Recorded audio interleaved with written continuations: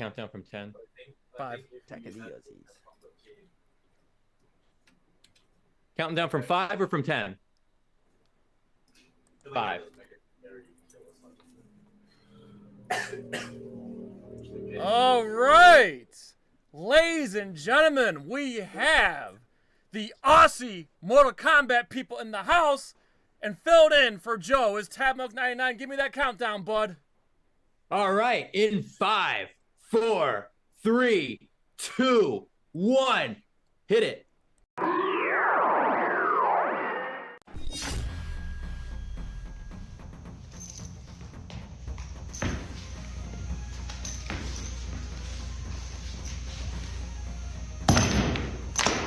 Get over here! Hi, I'm martial art master Daniel Vecina. You know me as the original Johnny Cage, Scorpion, Sub-Zero, Reptile, and Smoke. You are tuning in to NerdCage Live on YouTube, Twitter, Twitch. Don't miss an episode or you'll get caged. So let's finish him. This is Anthony Marquez, better known as Kung Lao for Mortal Kombat. Make sure to like and subscribe to NerdCage Live. Be there. Us. Hey everybody, this is Dave Niebuhr from Dog Eat Dog, and you're watching NerdCage Live. So like, share, and subscribe to this channel. These are great guys doing what they love to do.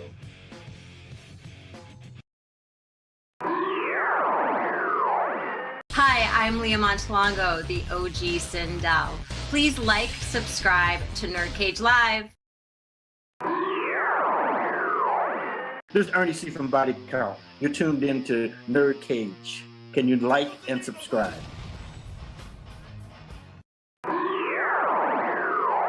NerdCage Live and gaming are a perfect match. Shoot the J, Joe. Okay. Shoot it! All right! Over on NerdCage Live on Twitch, Jay and Joe go live. Call me Bazooka Joe. It's all about you. Kaboom! Playing both old school and new school games every Tuesday night. Ooh, what a sight! Jay, stop looking at her face and run. But she's so beautiful. So be sure to follow NerdCage Live on Twitch. Run for your life, Joe. Run for your life, Joe. Running. Run faster. Oh no, Joe. The galaxy's doomed because of you. To scratch your gaming itch. Oh, nice kick, Joe. Thank you. Yo, that's diabolical. Wait. Yo! That's twitch.tv/NerdCage Live. Hey guys, it's the original Shao Kahn, Brian Glenn, and I'd like you to subscribe to NerdCage Live.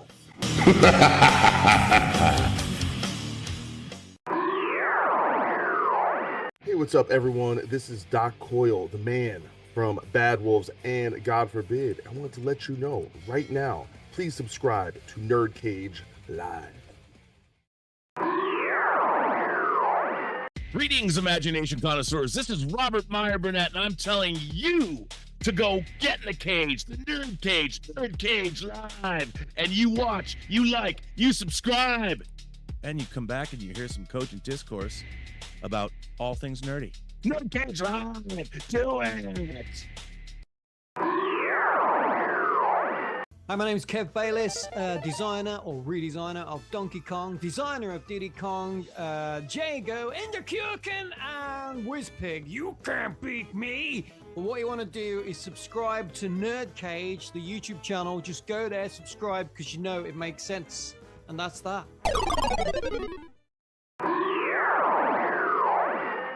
Hi, Heather the Eatheart here. Make sure you like, subscribe, follow NerdCage Live.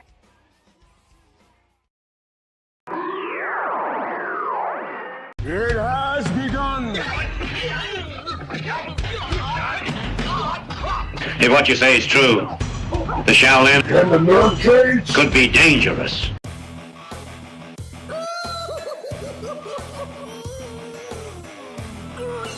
citizens. You're now trapped in a nerd cage. We hope you have a smashing good time.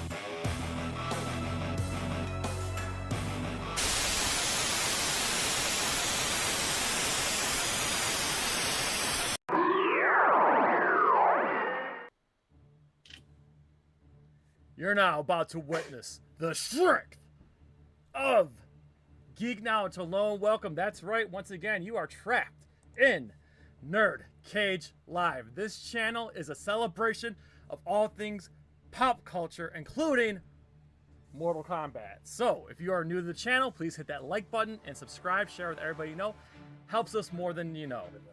Alright, so our moderator and trollhammer, Joe of FallenOne Gaming, is not here tonight, but I reached into the depths of the Netherrealm and pulled out and rescued his soul, and filling in for Joe is Mr. TabMonk99. How are you, sir?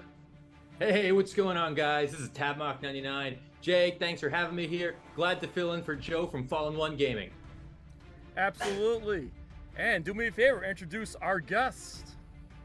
Well, who do we have here but the Australian duo? We've got Luke, aka TotalMK, the man from down under. We've got F.A.T.E, who I know as Infinite Retro from Twitter. But we've got these two living legends, Mortal Kombat content creators, joining us tonight on NerdCage Live. All right, and TabMonk, do the honors. Who we got in the chat? Oh, yeah, well, you know what? The chat window just went away, so I had it all worked out. I was going to say off the top of my head, I remember Sega Genesis fan. Let's see who else. Christian. We got Mike McDonough. We've got the lovely Septronica. We've got Christian. We've got FallenOne Gaming. He couldn't actually join us on stream, but he is in the chat. We've got Reverend Fiction. We've got Oda, Lego Soup. And if I missed anybody, then go ahead and let me know down in the chat. And if you guys hear any noise, there's actually a parade going on outside. So if you hear fireworks, I apologize. But hey, if you haven't already, wait a sec. Did they throw a parade for us? For me and Faye being on stream? Oh man, that's so nice of them. I'm so touched. They actually did a parade for the Wizard of Oz. Long story. No, it was for us. I don't want to get into it. It was for us. That sounds like a wicked idea. Oh God, I hate the Wizard of Oz. Anywho, if you haven't already, get yourself a NerdCage Live t-shirt. Any size, any color. Fight for your skinny booty call or a fat fuck.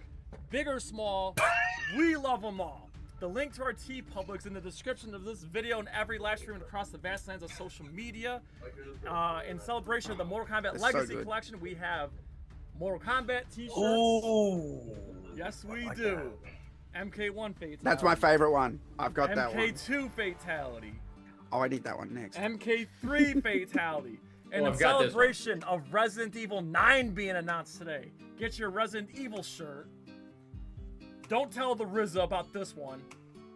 And of course, for you kaiju fans and your sports fans, we've got the NerdCage Live versus everybody.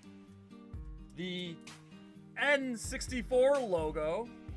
We've got Zelda. And again, any size, any color, even in pink. The PlayStation. The Dreamcast. The Kaiju. The Rocky 3. Kaiju.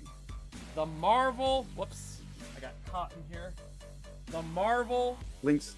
So yes, nice. Again, the link to our TeePublic in the description. Every video. This is the best way to support us. It helps us more than you know. And of course, find us on social media, Twitter and Instagram, nerd_cage. The Discord server is now live. Join there as well. And of course, our Facebook discussion group, that is NerdCage Nation. We love what you guys post there. Just keep it civil, no politics, and all that good stuff. So. Yes. Can I give you a suggestion on merch? It just hit me. Yes. The pink shirt. If you had that said Floyd Cage Live, mate, Yeah. Everyone would buy it. I've been trying so hard to make a Barbie shirt because, you know, using the Barbie logo, but that Barbie font is not good when it comes to custom. making shirts. Because I actually, you have to get it embroidered. I love the dude. Barbie movie, so. yeah, it's hard to make merch out of that. It'd have to be an embroidered one, like Yes. this shirt. All right, so I can't sell this shirt. It's embroidered. Yeah. F.A.T.E, you're a first Yes, timer dear. here. I am. I'm a virgin. All right, I'm ready. so we're popping your NerdCage live cherry tonight. So here's what I want to do. I want you to tell everybody what you do, kind of give a background on like your channel, where they can find you, and I personally just want to know what got you into Mortal Kombat and what got you into content making. So go ahead, F.A.T.E, the floor is yours, buddy.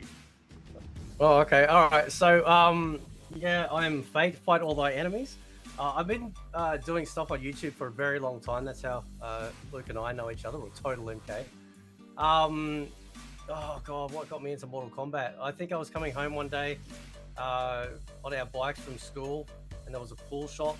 And in that pool shop, for whatever reason, there was a Mortal Kombat 1 arcade machine.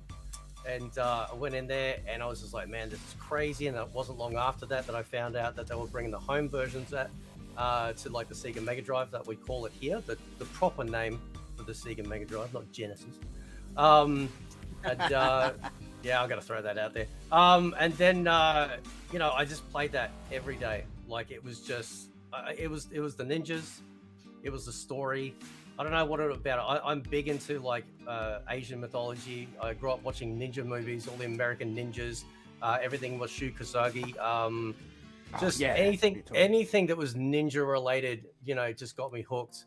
And for whatever reason, MK just seemed to nail it. And then coming off the fact that I love things like Big Trouble in Little China, so that also like really sort of gelled it together, because it really felt like, yep, you know, yeah, this feels very similar. And then we find out many years later that some of the inspirations for creating MK was also a lot of this old stuff, which was awesome. Big movie buff here, but I think TotalMK and I got to know each other when MK9 got banned.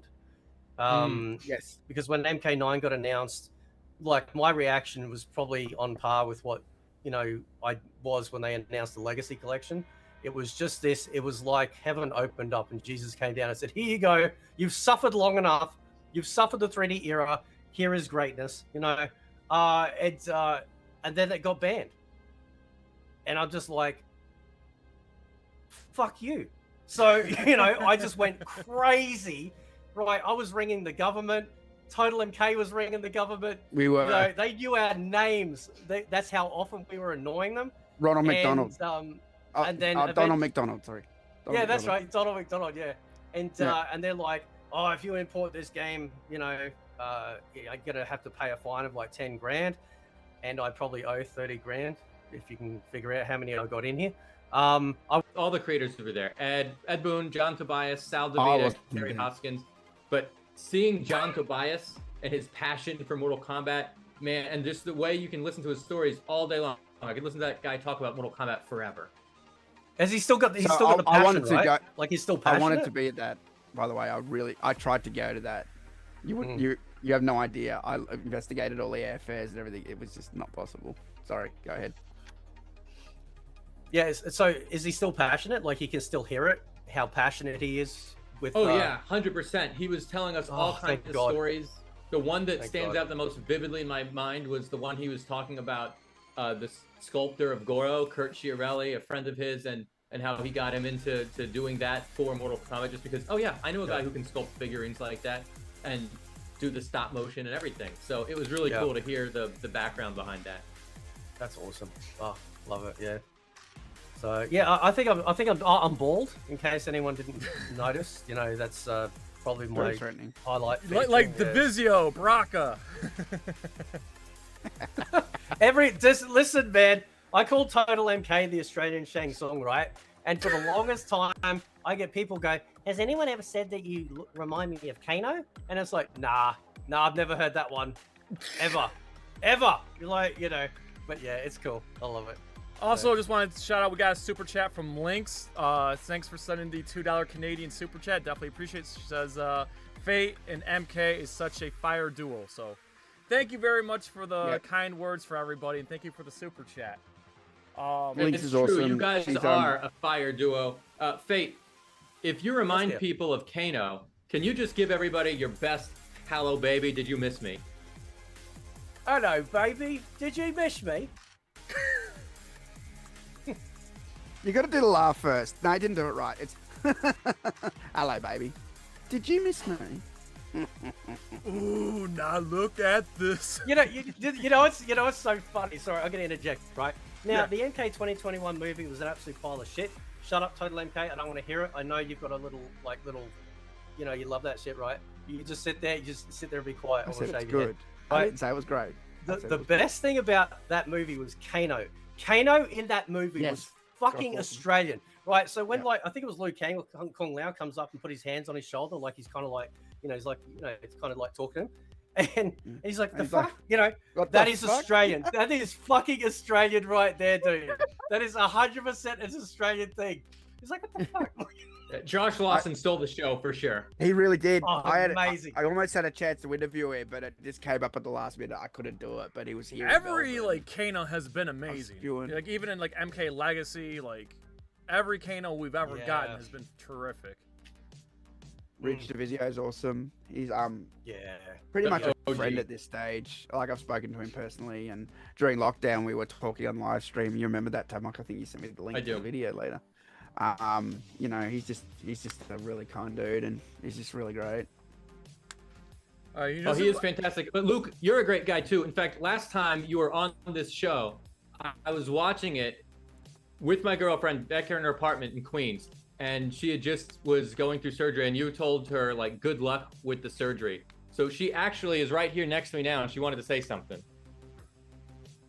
Come on. Toasty. Well done, Becca. Well done. Yeah, she wanted to say, well, what did you want to tell Luke? Well, let me put this closer. Sorry. I just wanted to say that at the time of that live stream, I had just gotten the surgery done. Like literally just got it done. Maybe I think it was about a couple of days after that, and I was just bedridden.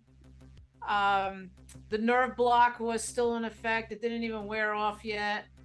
And you were on NerdCage live stream, and you wished me well. You wished me, get well soon. And before you even said anything, before you even started the live stream, that was the first thing you said. You said, "I just want to give a shout out to TotalMK 99's girlfriend and wish her well, and hopefully she feels better soon." So as of the 4th of this month, 4 months in after the surgery, and I got most of my range of motion back. So I just want to say that I took it to heart, and I remember it, and I remember your kind words, and I just want to thank you very much for that.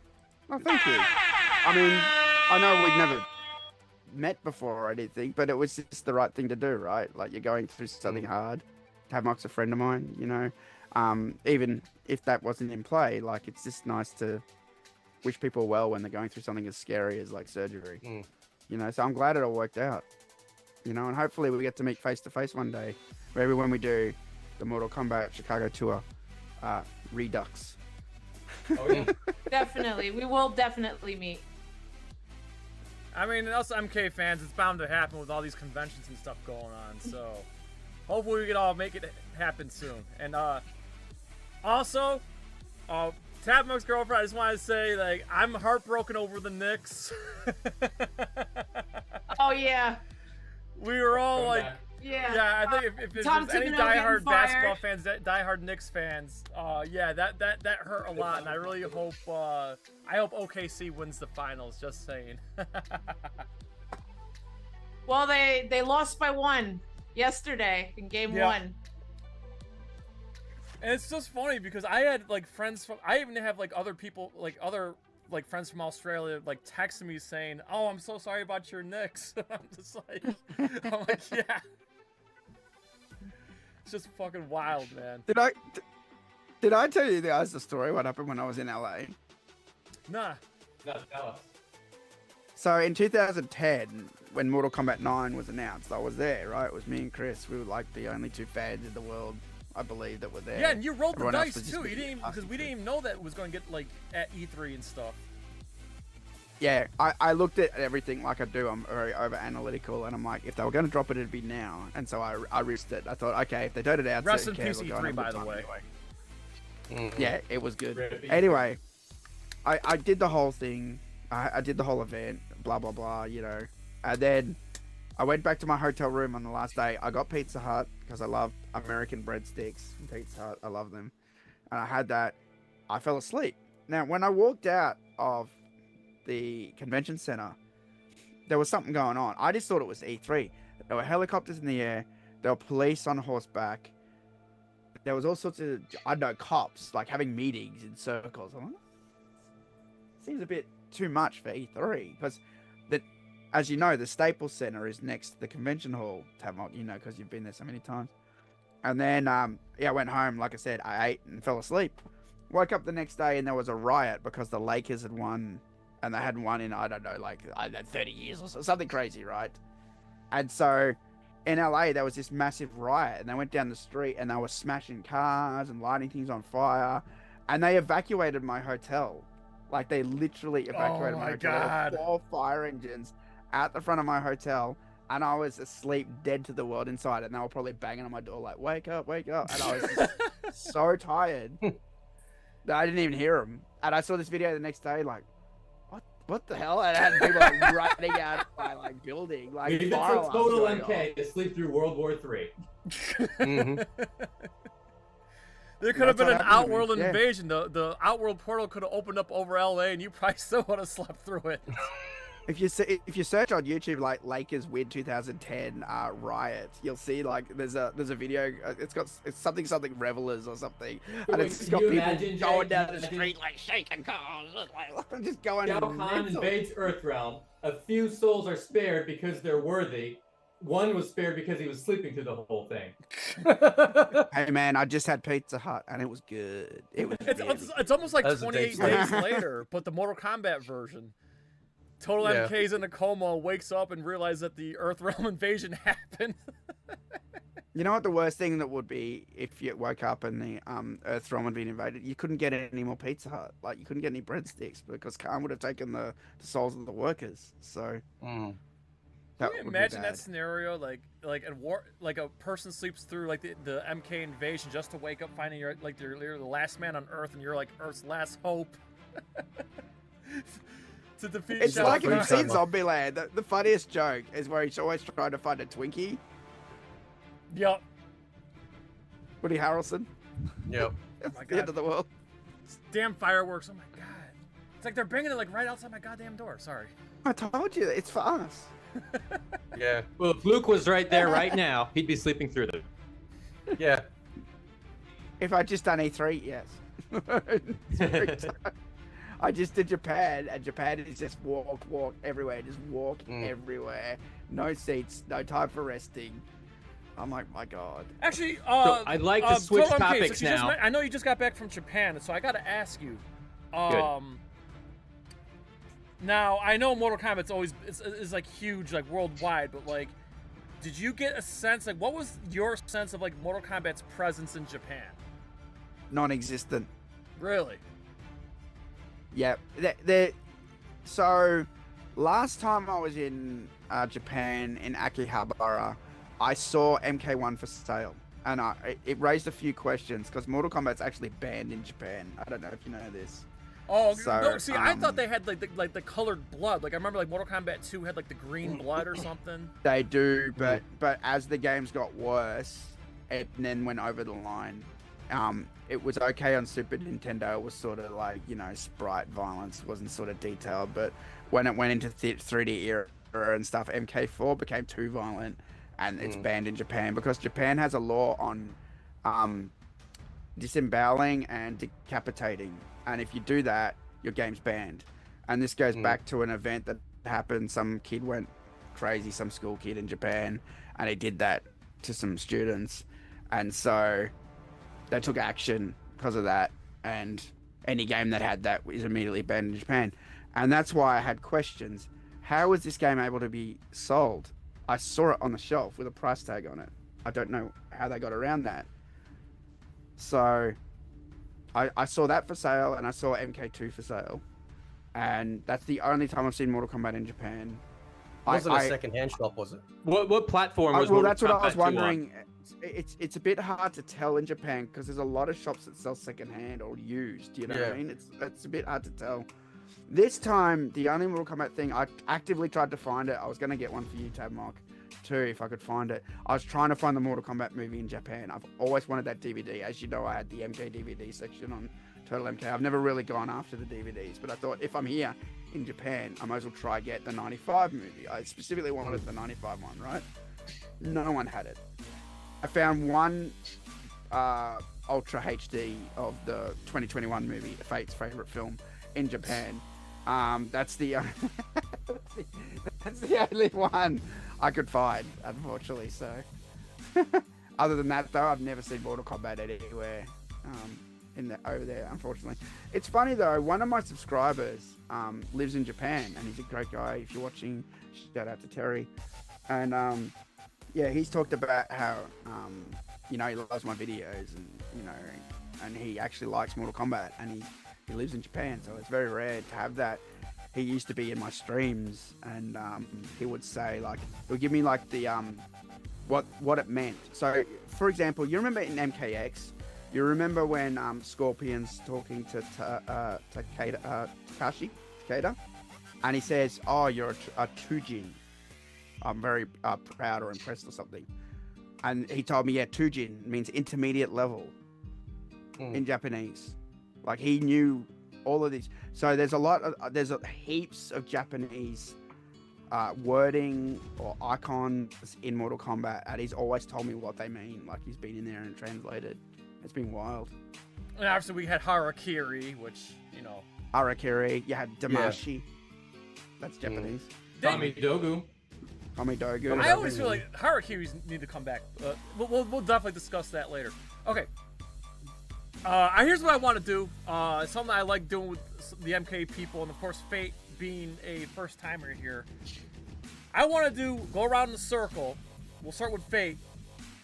I want you guys to give your not who you think the MK Mount Rushmore is. It's who is your MK Mount Rushmore. So basically your top 4 favorite characters. I know we all have our favorite characters. It's hard to limit it to just 4, but if you were to pick your personal Mount Rushmore of MK, who would that be? So F.A.T.E, go ahead, man. Who's your Mount Rushmore of Mortal Kombat? Scorpion Cabal, like straight up. I gotta have. I know this is like a weird choice, but I gotta have Serena in there because as an old school goth, Yes. we gotta have some representation in there on the hot, fucking I'll say it, big titty goth girls. Right, I said it right. We'll just get that out of the way. Let's Okay. go. Right. Number 4. That's gonna be a hard one. I don't know. I'm not sure actually. In the chat, you can chime in too, guys. And the people in the chat, I want to see your Mount Rushmores too. Yeah, I'm just. I'm now going through the whole roster to think because Scorpion. It's always been Scorpion Cabal. Maybe some. It depends on the mood. Like, I think Reptile's kind of up there because that's a real OG. Like all the way back to the first game.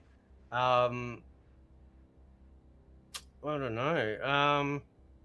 Yeah, maybe Reptile, perhaps. Okay, Maybe. so I gotta ask because Cabal's not exactly one I hear often. So why is Cabal in your Mount Rushmore? For what reason? So, okay, I've always liked the character of Cabal. Like, I liked his design when he showed up in MK3. I thought he was great, especially too because MK3 took out a lot of the staple characters that we'd had for like 2 games, like Scorpion, Sub-Zero's in like traditional looking Sub-Zero. So we kind of had to find some new, try and find some new characters or new mains, and there was no Scorpion. Cabal has the dash, which kind of gives me the idea of it's a disabling move like Scorpion's Harpoon. Yes, Harpoon. right? I will not suffer this disrespect anymore. Right, just Dad. as a side, it is a harpoon. Look up what the Right, meaning Dad. of a harpoon is, not a spear, right? Anyway, Right, Dad. just don't aggravate him, man. You'll just, you make it worse, right? Anyway, so so I always I think it was particularly too in MK9. I really liked the development of his story, but also in the previous games where it kind of felt like he was in MK3 from memory from the ending. It felt like he'd sort of, he wanted to do better. Kind of like the anti-hero type. Yeah. I do like anti-hero type characters. So that's why, that's again, I didn't like him in the 2021 movie. I just thought he was a dipshit. And then in MK9, sorry, was it MK9's ending? Was it? Oh, no, MK11's, where he's with the family, right? So at the end there, like he's been restored with Serena. Yep. Right, you get it. So I really like that. I don't know. There's something about the character. I remember writing this story once. I don't know if it was because it was somewhere that somebody said it, where like obviously Cabal was badly injured from what I remember from the invasions and shit like that. I remember writing some cool story about how that happened. Squads. Yeah, the extermination squads, right? I remember that big picture of like Mytaro and everyone just racing across man, those the Mortal open Kombat plain, 3 right? storyboards they hit different. Oh, yeah. So yeah, there's just something I don't know. There's something about just something about that. It's almost like kind of like the whole Spawn thing, where he's all disfigured but he comes back to do good, So I don't know. Yeah. Yeah. I don't know. All right. Before we get to Total MK's Mount Rushmore, Tabmo, get some of the chat's Mount Rushmores. We got some good ones in there. Oh, You got the yeah. chat I'm pulled going to up? read Reverend Fiction. He says Shao Kahn, Scorpion, Sub-Zero, and I don't know the fourth one, maybe 8 or Cybot. Read Fan. He says Sub-Zero, Kano, Chameleon, Smoke, and Ermac. That's 5. Qualified. I'm going to read Christian. He says Sub-Zero, Sonya Blade, Scorpion, Johnny Cage for me. And yeah, those are pretty dope. Let's say Divon Tizzle 92. He says Kung Lao, Liu Kang, Bihan, and Shang Tsung. And those are all the Mount Rushmores we have in the chat. Nice. All right. Total MK, you're Mount Rushmore. Well, I did it last time, and I'm scared I'm gonna say different people, but I think from memory it was Scorpion, Sub-Zero, Shao Kahn. I'm trying to remember who the last one was. That's eerily similar to what I was going to pick. I think I said Nitara because I always liked the vampire character. I thought that was a great addition to MK. And I was always pushing for her to come back. Her and Serena, by the way. Yes. And for anyone who thinks I'm anti-female or misogynistic, that's proof that I'm not. Sorry to get political, but... No, that's only one example. It doesn't count. All right, Tabmo, you're Mount Rushmore. Oh man, it's crazy because Luke almost took the one out of my mouth, but mine's a little bit more misogynistic than his because I don't have any women. My Mount Rushmore would be Scorpion and Sub-Zero, deadliest of enemies, but slaves under my power. Slaves under my power. Yep. Shang Tsung because he can morph into anybody, and I always use him in MK2 to just mix it up and overpower people. yeah, it's unpredictable. And Shao Kahn, I mean, the two of them are the bosses. Shang Tsung was the boss of the first game. Shao Kahn was the boss of the next 2 in a row. And of course, Scorpion and Sub-Zero are like the poster children for Mortal Kombat. So really, Exactly. they all deserve a spot on the Mount Rushmore, in my opinion. Yeah. Excellent. So I've regurgitated mine many times, but I'll say it again. Raiden, because the very first game, man, when I first played Mortal Kombat 1 back in 92, 93, when I first saw that character select screen, the one that jumped out to me was Raiden, and the lightning in the background, the glowing eyes. I went straight to Raiden. Raiden's been my favorite character ever since. My next in my Mount Rushmore is Fujin, because it's always been applied since MK1 that there were other gods out there. Finally, Mortal Kombat 4, and I guess we can throw in Mythology Sub-Zero, we got to see the other Earthrealm gods. And lo and behold, there was Fujin. I thought, oh my god, Fujin's just as fucking cool as Raiden. I also love using his crossbow and his, wind moves and stuff. And then, of course, I gotta throw in Sub-Zero, but I have to be a little specific here. it's got to be Kuai Liang, because I think Kuai Liang is the best written character. His whole entire story arc, from start to finish, every Mortal Kombat game, he's got the best written arc from any character in Mortal Kombat. And then finally, Kung Lao, because, man, Mortal Kombat Shaolin Monks, I whoop so much ass with Kung Lao. So, yeah, that's my Mount Rushmore. Honorable mention. Jay, that's a great Mount Rushmore, Jay. I want to read one more from the chat. You guys are going to get a kick out of this one. Yes. Slit518 says his Mount Rushmore of Mortal Kombat. You ready? John Tobias, Ed Boon, Dan Forden, John Vogel. Yes. Yeah. That is team.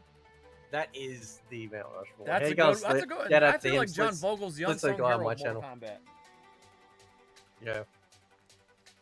I mean, I could do a He took million over the Mount story Rushmores, for the let's be 3D honest. era, and he did a great job. By the way, Slit518, thanks for subscribing. Definitely appreciate it. All right, so should we get the elephant out of the room? We got that big announcement that happened. I don't know if anybody heard or not. But before you do, can I interject? Yes. Two things. I need to turn my heater off. Have a bathroom break. I'm sorry. And I just wanted to mention that Fate mentioned, I know, a while back about the government.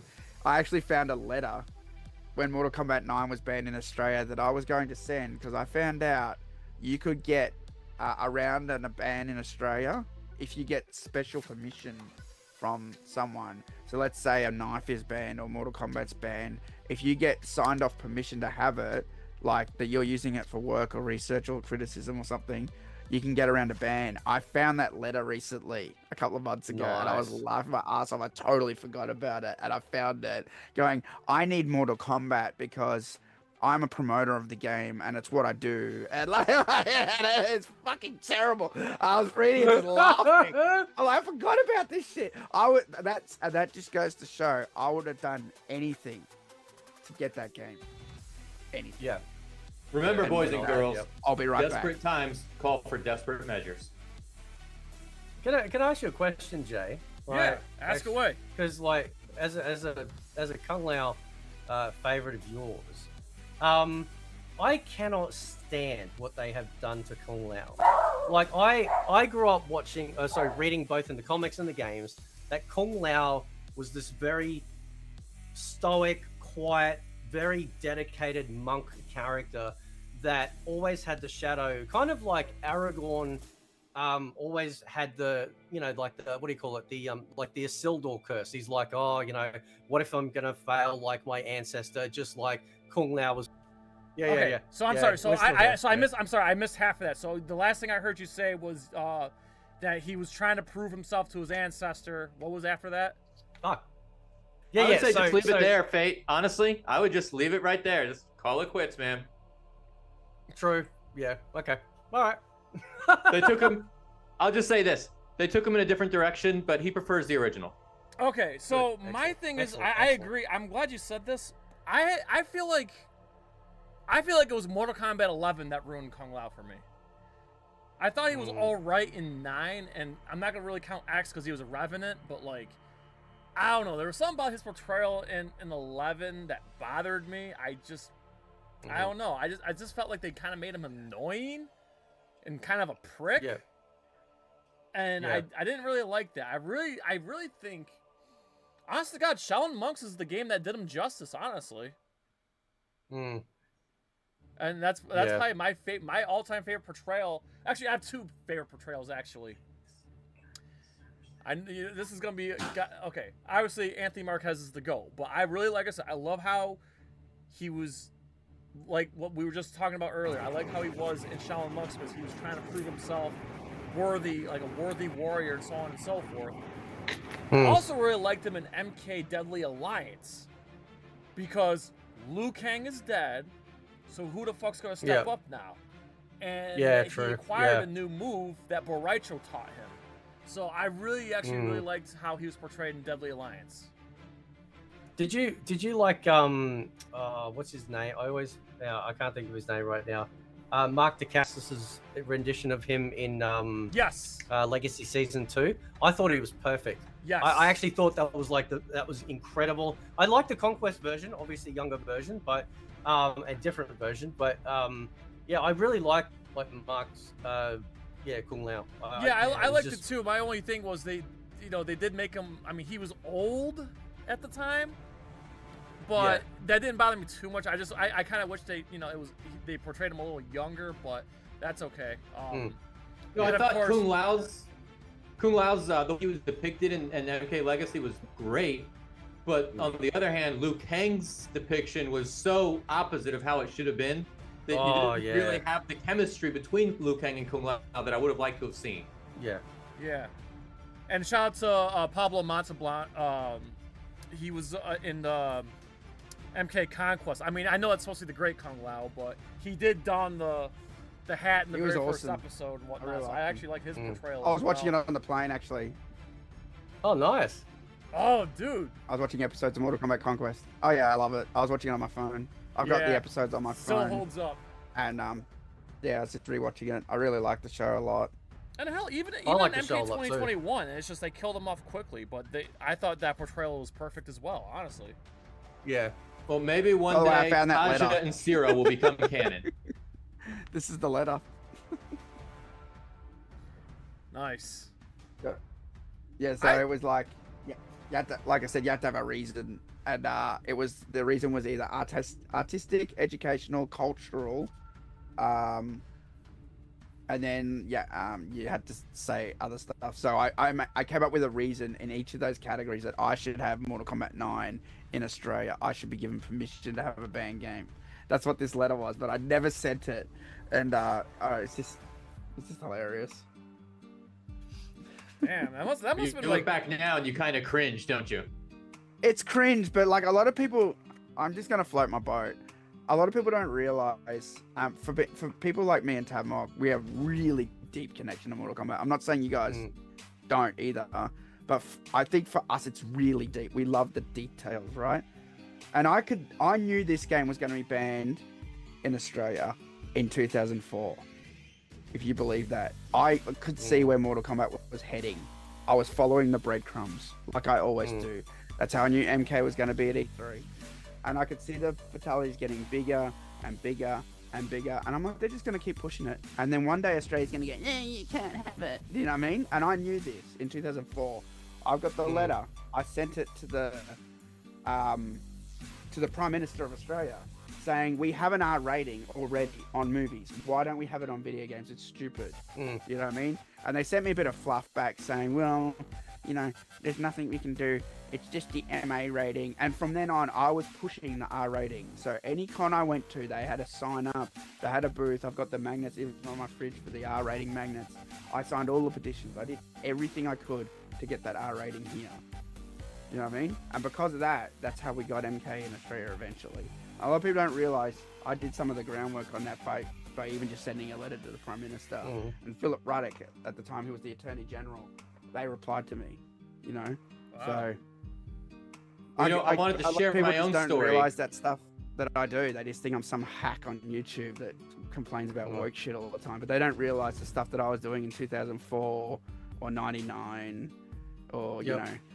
Well, you know, I wanted to share my own story from those days because I remember getting into debates with people. I said, you know, Mortal Kombat is banned in Australia. This is obviously really bad for the franchise. You don't want the game to be completely unplayable in a country. And I know you guys had ways of importing it and making it work. And you were taking a risk by doing that. And I remember people arguing with me saying, no, Mortal Kombat isn't banned in Australia. It was just denied classification. It's like, okay, yes, but if you try to play a game that's been denied classification, you know, if the game's denied classification, it's banned. So what's the difference? And if you try to play it, if you try to import it and you get caught, there's steep penalties. Maybe you remember what the penalties are, because I don't.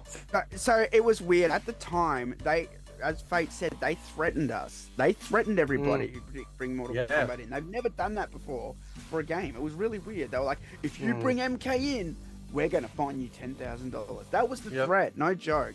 And I was working in a computer store at the time, close to the airport, and the Border Force guys were regular customers of mine. I asked them about it, Oh, I said, is this true? And they knew nothing about it. They thought I was just crazy.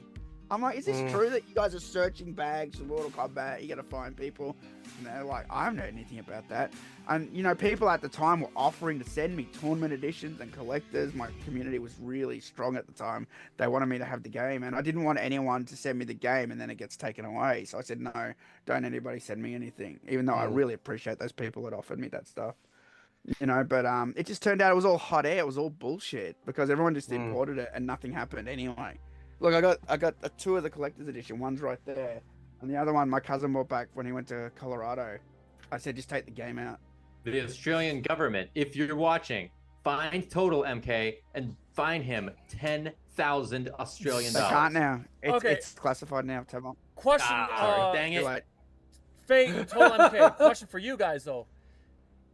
Help me. Now I don't know what happened, but obviously MK9 gets banned. But prior to that though, didn't you guys have the MK versus DC with the uncensored Joker fatality? Because here in America, they censored the Joker fatality where he shoots you in the head.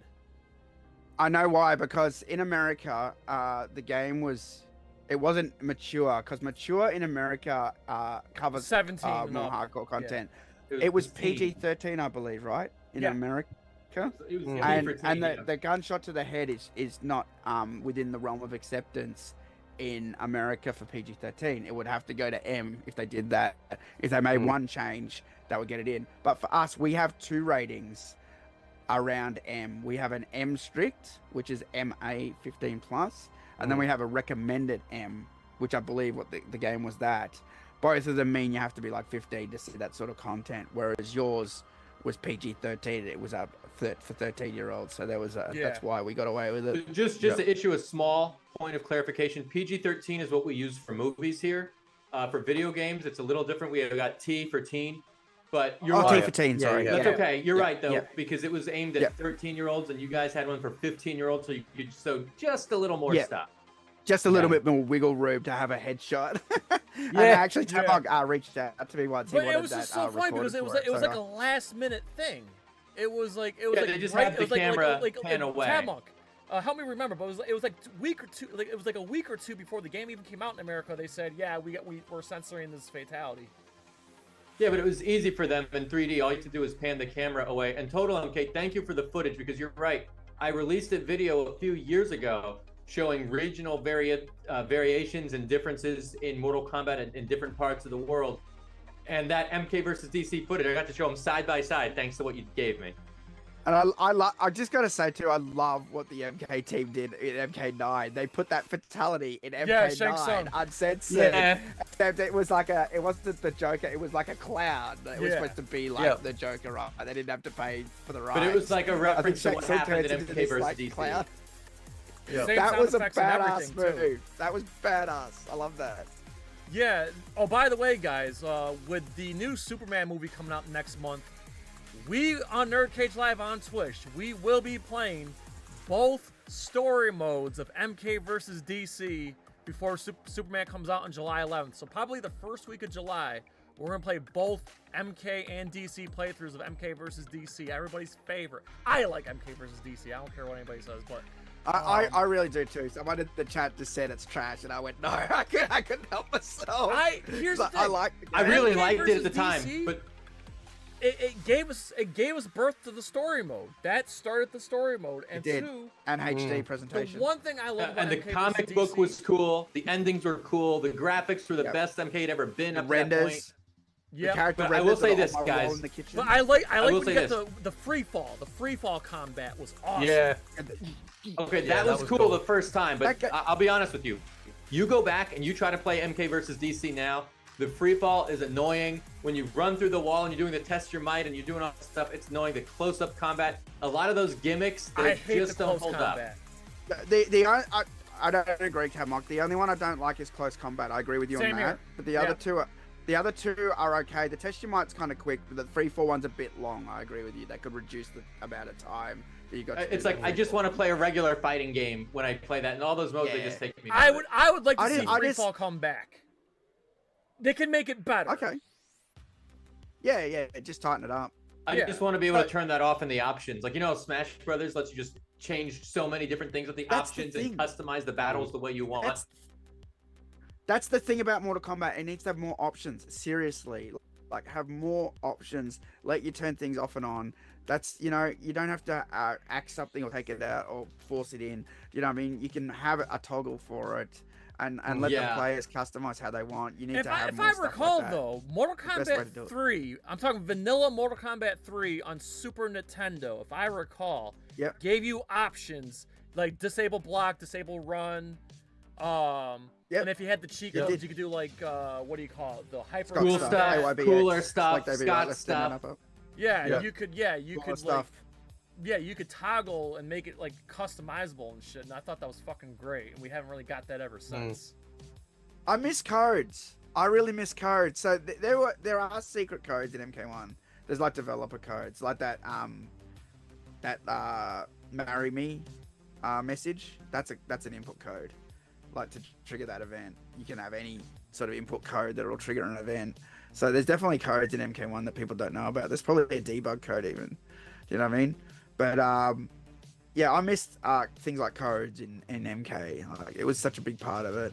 Me and F.A.T.E have always talked about how a lot of the flavor of Mortal Kombat's been gone. I mentioned tone recently in a video. I think that was a really important thing. You can't have you need a counterbalance. If you're going to have good, you have to have evil. You can't have just one and then nothing else. It doesn't work because there's no pushback, right? On either side. So and that's the problem with MK1. It didn't have that. It didn't have a threat. It was like Shang Tsung or something from another timeline. It was so piss weak that it wasn't enough pushback against the whole world being happy now, and it's the good living forest, and it's the Edenia garden, and it looks fantastic. Sure, where's the evil stuff? Where's the bad stuff? Luke, TotalMK, I will say this: that is true in general. The pushback was really the multiverse. The fact that there's a bunch of other worlds out there. Liu Kang thought he'd fix it, and he didn't. The problem is, once you go multiverse, I don't know how to make that rhyme. Once you start a multiverse story. You just can't put that cat back in the bag again, and it's really a shame because it's lazy. At some point, we just want to get back to a more simple story. So me and F.A.T.E have talked about this. Yeah, I've got a way. We know how to back fix in the it. bag. We know how to fix it. Yeah, go for it, man. Floor's yours, brother. All right. So this is how I'd fix it. In the next game, in MK12, Anaga is awakened from the mountain, from Rico's ending. Rico's ending becomes canon, maybe. Anaga's awakened. The first thing he does, he starts slaughtering fucking everyone. Then he gets the Kamidogu. He uses it to try summon the One Being. Something goes wrong. It causes a ripple effect that shatters time. So it doesn't just shatter time. It destroys the current timeline he's in, which is MK1. It destroys MK11's timeline and MKX. Literally wiped out of existence. He's hurled back in time. As a result, lands at the end of MK9, and that's dumb question. Here's a dumb question for you. Yep.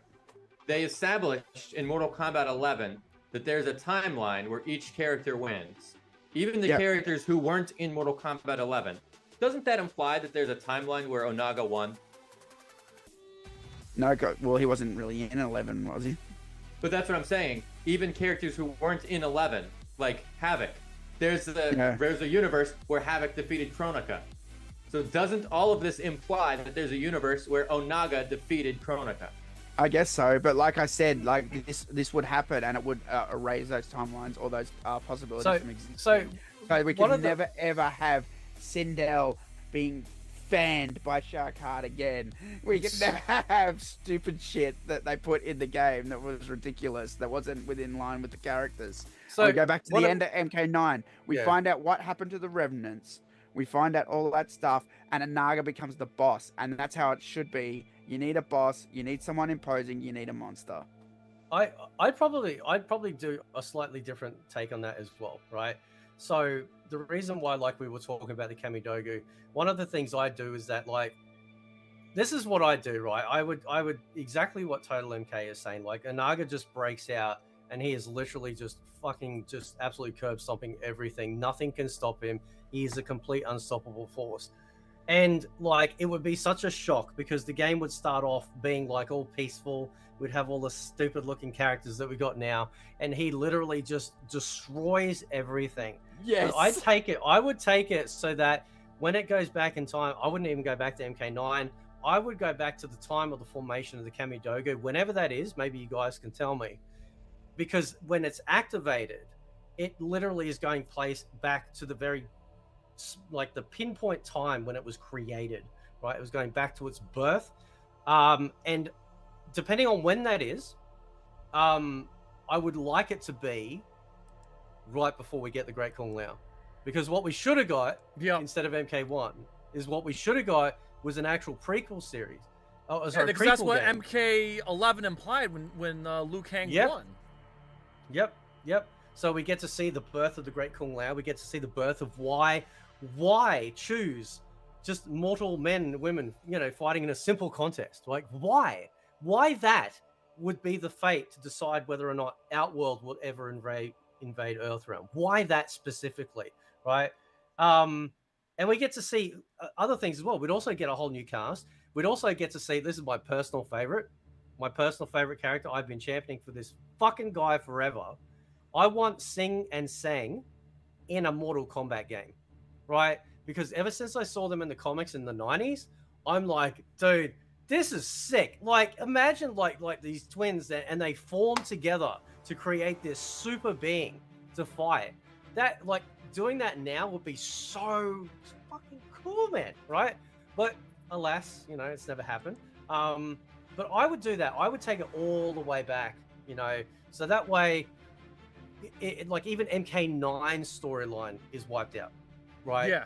I am a purist. I really like. I liked MK9. Don't get it. I'm not gonna lie. So Joe's not here. My co-host MK9 birthed the rest. My co-host Joe, who's not here tonight, he always had a great idea. I don't know if we have Zelda fans here tonight, but Joe's idea was, why doesn't Mortal Kombat Armageddon should be like the Zelda Ocarina of Time? What he means by that is Ocarina of Time splits Zelda into 3 timelines. You know, the child timeline, the adult timeline, and the one where the hero fails. He says Mortal Kombat Armageddon should do the same thing. Timeline where Raiden fails, the timeline where Raiden fails but sends his his present to his past, and then the one where Raiden fails but does not send his past self in the past, and then the one where somehow they overcome Shao Kahn in Armageddon. Like that, it splits into 3 timelines in Armageddon, just like Ocarina of Time splits up Link's timeline at the end of Ocarina of Time. I always thought that was a great idea. That was Joe's idea, not mine. I wish I came up with whatever that. they use for this time travel mechanic, whether it's an hourglass, whether it's an ocarina, whether it's a DeLorean, the important thing is they're gonna take you back to the past, and hopefully it's not to play shitty games that suck ass. Yeah, so my idea also was, once that happens, once the Naga goes back to the past, there's never a time travel story ever again. Yeah, no more fucking time travel. No more multiverse, no more time travel. It's just bored. Yeah. There are ways that they can reunite. They can say, hey, all the universes, all the timelines are failing, and they're all going to cease to exist unless we merge them into one. And then this time, that's it. After they merge into one, they can never be separated again. That way they can just write multiverse off completely forever. Yeah, never bring back multiverse. Yeah, maybe. But then I think you leave the door open for stupid characters like Total Khan to come back. And he is ridiculous. Yeah. All right, so guys, are we ready to talk about? Everyone just went fucking quiet. It's like, well, no. I mean, I think we nailed it right there. Come on. No. I think you guys nailed it. We nailed the whole, what we would like to see, Mortal Kombat 12 would be. So I figured it's a good segue. And F.A.T.E, what's the thing that you said that Mortal Kombat needs to do? Like, you said something about it's to fix the future, you gotta do what? Oh, yeah, so to fix the future, you have to go back to the past. Yep. Okay. I think you're going back too far though, Fate, because you're basically wiping Let's show out the thing. all Let's show the thing. games. Well, hang on. Before now, so I'm going to throw another curveball. Now that we're ready to segue into the MK Legacy Collection, which just got announced. We don't have a release date yet, but just got announced. I have an announcement to make. Okay. So, ladies and gentlemen of NerdCage Nation, and I'm glad that the Mortal Kombat fans are here tonight because I'm about to make a very special guest announcement. Anyone who's a fan of movies and martial arts and even Mortal Kombat should appreciate this special guest. I cannot believe we landed this person. This person will be coming on in exactly 2 weeks on June 19th. Hold on, let's see. Is that Thursday or Friday? My mind's a little. Hold on. I'm pulling up a calendar right now. The Thursday. Oh, it's a Thursday. Shit, I gotta fix it. That's okay. I got the date right. I just got the day wrong, but I got the date right. But yes, ladies and gentlemen of NerdCage Nation, we have a special announcement coming on Thursday, June 19th. All right, guys, feast your eyes to this. Yes, Cynthia Rothrock is coming on NerdCage Live.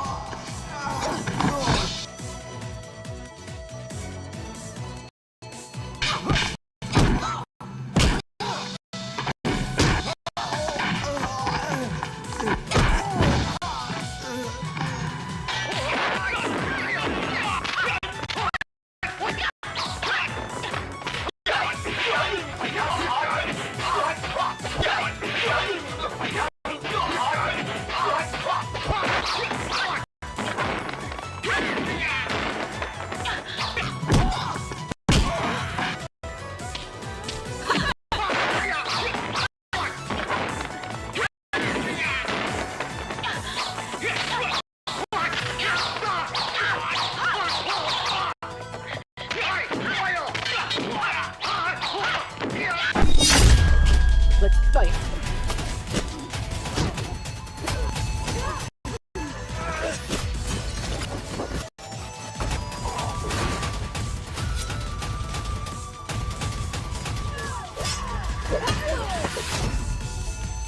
NerdCage Live is excited to welcome the legendary Cynthia Rothrock for a live interview Friday, June 19th, 9 p.m. Eastern Standard Time. Be there. Her new movie, dude. Yeah. Yeah. So yes, very excited. Cynthia Rothrock coming to NerdCage Live. It'll be a live interview. So if you want to ask Cynthia questions, we will try our best to field them. So yeah, she's gonna be here for a live discussion, talk about her career, her movies. Should be an awesome fucking time. So Yeah, as I said, the photo through, dude. So you should have it. okay. Yeah, I know. I see. Why did I play Street Fighter? I don't know. I'm like, why not? I chose Street Fighter music because I know it's not copyright. So. But yeah, so real quick, while I'm getting this stuff loaded here, I want to start with Tab Monk. So. Yes. Tab Monk, Cynthia Rothrock, man. Thoughts on Cynthia Rothrock? Fan of her movies? What's some of her favorite work that she's done? Oh, well, you know, you put me on the spot. I'm not too familiar with anything that's not directly related to Mortal Kombat. If it's not Mortal Kombat, I don't know about it. But I will say this. I know Cynthia Rothrock is the inspiration for Sonya Blade. I actually sent you a scan from a book, and I am so curious to get Cynthia's reaction to her being the inspiration for Sonya. I can't wait to see this interview. In fact, I am going to watch a few of Cynthia's movies before the interview just so I know what I'm getting in. Yeah, F.A.T E, what about you, man? Are you a fan of Cynthia Rothrock? Yeah, so I was just looking up her library because I remember like watching hers back in the day and I just couldn't remember them. So yeah, she was in Martial Law. That was Conan absolutely O'Brien's the phenomenal. biggest. Yeah, trying to run. Which was the one? Which was the one where was she fighting Benny the Jet? Which one was that? Was that one or a different one? I wish my friend was here. He's the expert on Hong Kong films. It Just wasn't. trying to see. It wasn't Yes, Madam, was it? That's what I'm thinking. I just saw it. I'm just having a look. Yeah, that's the one with Michelle Yeoh. Yes, madam. Oh, that's Michelle Yeoh. Yeah. Yeah. I think I watched. I think Yeah, we she watched would have been that. young in that. Yeah. Yeah, she's almost 70. It wasn't Martial Law, was it? Yeah, Was it Martial Law 2. Yep. Yeah, Angel of Fury. Angel of Fury, holy shit. Angel of Fury, it looks like it's using the MK3 font on the for the title. Don't tell Tam Monk that. He's going to send it to the MK3 font guy. Yeah, the Twitter account. We gotta tag that guy. He's gotta know about this. I see a million of those, dude. I'm like, it's just a normal font. I see it. I could send you like 1,000 of those, man. I see it like every day. Oh, don't send it to me. Send it to him. He's the guy who's collecting them. I love the passion. It's great. I love it.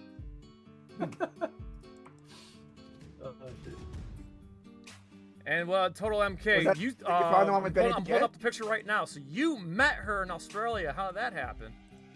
And there's the I picture, did. guys. So, my friend said she's coming to. It's a theater called the Astor Theater. They do a lot of meet and greets. They did one for Vernon Wells recently from Commando, and I wanted to go. I just couldn't afford it, so I didn't go. But yeah, they've been doing a lot of meet and greets, and they announced Cynthia Rothrock. And yeah, my friends always told me that she was the inspiration for Sonya because he was the expert on Hong Kong films. He's gotten me into. He's broadened my horizons on Hong Kong films. I always knew Enter the Dragon. And like Man from Hong Kong, for example. Actually, no, I didn't know Man from Hong Kong. He showed me that. My parents knew Man from Hong Kong, actually. But yeah, he told me that she was the inspiration for Sonya. And, you know, obviously they based Sonya on her and changed her around, I guess, to get away with using or having a similar character, I guess you could say. Yeah, but no, she was really cool to talk to. She was awesome. She was very friendly. Yeah, and that was she that was knows great. the I got her to nicest sign. lady in martial arts. Yeah.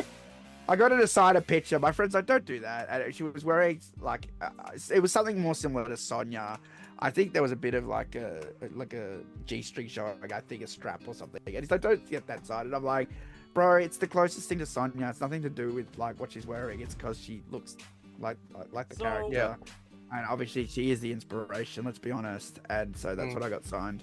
Yeah. Okay, so here's how I got in contact with Cynthia. So she was doing a contest on her personal Facebook page. She was auctioning off a photo. And I'm like, I'm gonna win that photo and I'm gonna talk to her directly so I can get her on the show. And lo and behold, here we are. She agreed, but I'll show you the photo. Here we go. Hold on, I'm gonna full screen myself. I saw this photo, by the way. I was almost tempted to get it myself. Yep, she customized. She said she's Jay Satan G of NerdCage Wow. Live. Yep. So yes. So yep, she sent me that photo, and then she agreed to come on the show. So here we are, Cynthia Rothrock coming on NerdCage Live on Thursday, June 19th, 9 p.m. Again, sorry, I typed the promo wrong. I will fix it. I will definitely fix that, as soon as we get off air. But yeah. So, hey Jay, while we're still talking about Cynthia Rothrock, I just sent you an email. Check this out. This is a tweet from John Tobias. I sent you a screenshot so you can just easily load it into the stream. Yeah. You said he emailed it to me? Yeah. Okay. All right. Well, keep talking. Let me. It's gonna take me a minute to pull it here. So. Well, anyway, this is just a tweet. So if anybody is curious as to whether it's confirmed or is it just a rumor, or is it just are people guessing that she was inspired, that she was the inspiration for Sonya, or is it confirmed?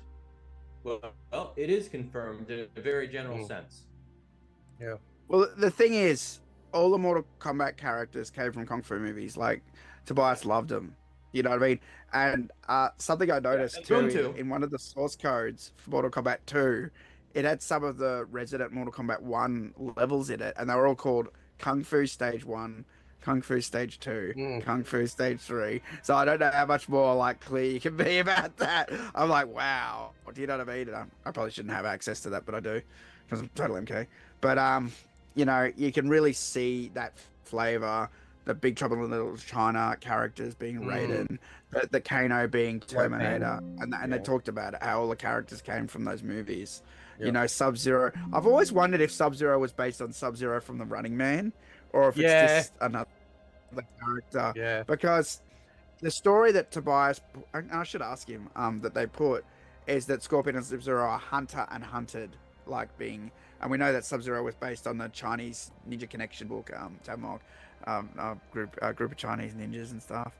So all the characters sort of came from somewhere. Obviously, Liu Kang was Bruce Lee, Johnny Cage was Van Damme, you know, and that was basically all the characters. That's where they came from. I will say this, John Tobias I got the tweet. Here we go. He said that Sub-Zero, there, got it. Sub-Zero and Running Man is just coincidental. All right, so yep, there's the tweet. Hold on, I just got to move this photo here so everybody So say can that see it. again, TotalMK. What was coincidental? The name Sub-Zero from Running Man and Mortal Kombat, that was a coincidence. Okay, so it's not. Okay, cool. That confirms that. I always wondered. Yeah. Okay, I got the tweet pulled up here. That TotalMK just sent me. It says from MK Bible. Hey John, is it true that martial art Cynthia Rothrock was the inspiration for Sonya Blade? Only in a very general sense. So yeah. So to get around a lot of things, they would base their characters, like basically Kano had a red eye because the Terminator had a red eye.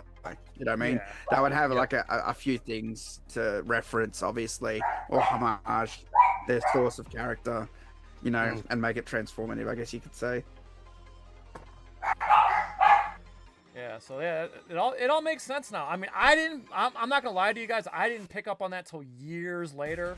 So maybe 6 years ago I picked up that connection. But you know, being a lifelong Mortal Kombat fan, I never picked up on that. I just thought like, No, hey, neither did we need I. a female character. Hey, Elizabeth Malecki, somebody we know. I never got the I met her. the idea that hey, that was supposed to be Cynthia Rothrock. Yeah. So my friend told me that because he was the expert on Hong Kong films. He's still the expert. He knows so much about Hong Kong movies. I always get mad at him because he's like, "We got to watch this one day. There's a million we haven't seen." He showed me Hard Boiled, you know, all those movies. And he loves John Woo. He's got posters when I go into his house. Do you know what I mean? He loves Hong Kong movies, like loves them, and he knows everything about them. I think one day I said to him, all the Mortal Kombat characters come from somewhere, but I'm not sure where Sonya comes from. And he goes, "Oh, that's Cynthia Rothrock." And I went, "Oh, who's that?" And he had to show me some films. You know, I didn't even know who it was, because I'm sort of a newbie when it comes to Hong Kong cinema. But I've been trying to broaden my horizons on that. I've seen he showed me a lot of stuff like Police Story. We watched that Yes Madam not too long ago in Melbourne.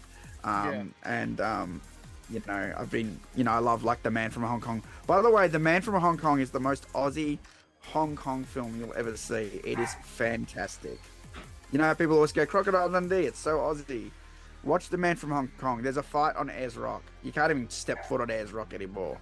There's a martial arts fight on Ayers Rock at the start of the movie. How much more epic can you get than That's that? awesome. It's amazing. I mean, the one thing I can't wait to ask her is now that you know, working with Michelle Yeoh, because I'm a huge Michelle Yeoh fan. Because one, I love Star Trek. Two, I mean, I was introduced to Michelle Yeoh from Jackie Chan Police Story 3, but she also fought Sammo Hung in a film. So I want to talk about what it was like fighting him. Like she was, you know, staying toe to toe with him in the fight. So yeah, I really can't. My wait. friend loves Sammo Hung, loves him. Yeah. So she's worked with like the best of the best in Hong Kong cinema, and she has. So that should be. It's gonna be a really fun discussion, guys. So I'm really looking for. I hope everybody listen. If you can't be there live, that's okay. You know, everything's archived and everything. I make it to a podcast as well. So I hope everybody can tune in. But like I said, the incentive is if you tune in, I may be able to field your questions, guys. So I will try my best to field questions as the conversation goes on. So yeah. So if you want to tune in live and want to be part of the conversation, be sure to tune in 2 weeks from tonight, Thursday, June 19th. And I'm sorry I had to interrupt our Mortal Kombat session, but I had to get this announcement fine. out there. So it's relevant. Perfect. It is relevant. Yeah. Like I said, Yep. I couldn't wait because I'm like, you know what, if I'm gonna have this Mortal Kombat discussion, I'm gonna make this announcement with these guys. So this worked out nicely. So yeah, it's really cool because I've met 3 Sonyas now. I've met Cynthia Rothrock. It's essentially the basis for the game, Sonya. Let's be honest. Yeah. I've met Elizabeth Malecki and I met Kerry Hoskins, and they're all just really nice ladies. They're all just really cool people. They're fantastic. And then I found out recently that Liz Malecki is a big animal rights activist. So if you follow her on so Instagram, she was selling an autograph at Combat Con Tamok for Yeah. 20, and that was to raise money for that. I bought that. I've got that signed. oh yeah, me too. Yeah. I missed out on the Liu Kang one. All right, so I have it He on picked it screen, up in front of me anyway. guys. The MK Legacy Collection was just announced a couple of days ago. What? I had a mini heart. By the way, I had like a mini heart I never attack heard of because this. it was on What are we talking about? the PlayStation State of Play. I had a little mini heart attack. I'm like, no, this better not be PlayStation exclusive. I had a mini heart attack. Thank God. And then I read the press release. Woo. Yeah. Yeah. I read the press So- release first because I saw something and then I went straight to my email hoping the press release was there, and it was. I'm like, oh, thank God. Okay, so I gotta ask you guys, mainly our Aussie friends here. Now that we're getting this Legacy Collection, do you still want Mortal Kombat 12, or are you okay with like an Injustice or something different now that we're getting the collection? I want MK12 still. I don't ever want another Injustice game. Sorry to the Injustice fans out there. I feel like the MK team should be doing MK. That's what they're for. And I know that's a really selfish purview. It really is. I understand it. But as a fan, that's what I want from the company. I want MK games. And Injustice is a great game, sure. But it's not MK for me. So I wish that would be passed. I'm not saying it should go away forever. I'm saying pass it to another development team or something and get them to work on it. But I feel like the reason is, and if you look at what everyone's been saying lately, why can't we get a remaster of this? Why can't we have this? Why can't we have Shaolin Monks 2? And they always say the same thing. We just don't have time to do it. And it's because they're making other games. They're making Injustice. Do you know what I mean? We've had two Injustice games. That was 8 years of MK content gone. That could have been 2 new MK games. And that's the way I look at it. And that's very selfish, like I said, but that's just how I feel about it. Allow me to give you my diplomatic approach. I don't give a fuck what slop they put out anymore. I've got the Mortal Kombat Legacy Collection coming. As far as I'm concerned, they can put out shit on a stick with a logo on the side of it with a dragon. I don't care, right? Because as far as I'm concerned personally, I don't trust their ability in the current, like the way that they've been making the NRS-MK games. I don't trust them, right? Now, when I saw like Tobias walk on screen, like that trailer broke me in half. Like I cried. That's how big a fan I am. Like seeing those guys on screen was like, you know, it's like the parents getting back to you. You know what I'm saying? Like it was, that's how big and how important that moment was. Now I don't know what their future is, but like everything about that trailer was Mortal Kombat. Everything about it, from the music choice, the all the lightning, the thunder sounds, the tone, just the sequence of how they put it all together, everything, including secrets. There's 4 question marks that show up in the trailer, right? They even put they purposely, right, chose certain shots to have in there, put things in there that they don't want to announce. That's Mortal Kombat, right? And when Floyd came out for MK1, and this is what TotalMK has been saying for a long time, is that, you know, this is a core feature of MK: secrets, mystery, that Asian mysticism, that okay, how do I describe it? I'm getting goosebumps. Look at this shit. I'm getting goosebumps talking about this. It's the Bloodsport walking down the alley for the first time, right, with Jackson and Dukes to go to the very first day of the Bloodsport tournament. It's that scary, dark, you know, oh, what's going to happen here? We're in this, you know, it's all, you know, sort of like really mysterious. What's going to happen, right? That's what I miss. That's what MK felt like to me. Every time it was like, oh, we're delving into this strange area. What's going to happen? So I agree with Total. MK should be made by the MK team, and they bloody need people on there that understand the soul of Mortal Kombat. If this Legacy trailer is anything to go by, please look at the reactions. For God's sakes, look at the reactions of people. You know, and the timing too. Mortal Kombat 1 is officially dead, and then all of a sudden we get this. It's like, talk about the timing, man. It's incredible. They're trying to tie it all together with the Mortal Kombat 2 movie. Yeah, I was just about to say, we have 2025 as the release date. I think it's going to come out in October. I think they're going to bring back like Mortal Monday or Fatality Friday or whatever. It's going to be October, just like because the old games were. So hot take though, I think it was actually brand repairing. I think people were so annoyed at MK1 from the get-go that then they're like, okay, we have to give them something. We can't let the brand, get destroyed, sort of thing. We have to give people what they're asking for as the next project. They would have had a meeting, I swear. This is a guess, but I'm really excited. I would about assume the that's new one. I would assume that's how it excited about went. this Legacy Collection because I saw Fate's breakdown of the trailer, and I want to talk to you, Fate, about a couple points you raised. But before that, a couple years ago, I made a video about the Mortal Kombat 30-year anniversary. And this is what I was pushing for in that video. And this is what the fans were pushing for in all the comments. And, even not on my video, this is what fans were saying in general they wanted the entire time. So is it here for the 30-year anniversary? No, but it's better that it's coming it's better that we get it than that we don't. I mean, what they're doing with all the different ports, and they're really going all out. Like, they didn't have to do all this, but they've released the collections again and again, right? They've released MK1, MK2, MK3. They've been re-releasing that series back on the PS2 as bonus discs, as for the collector's editions of the games for the 3D era. They've released them as Midway Arcade Treasures.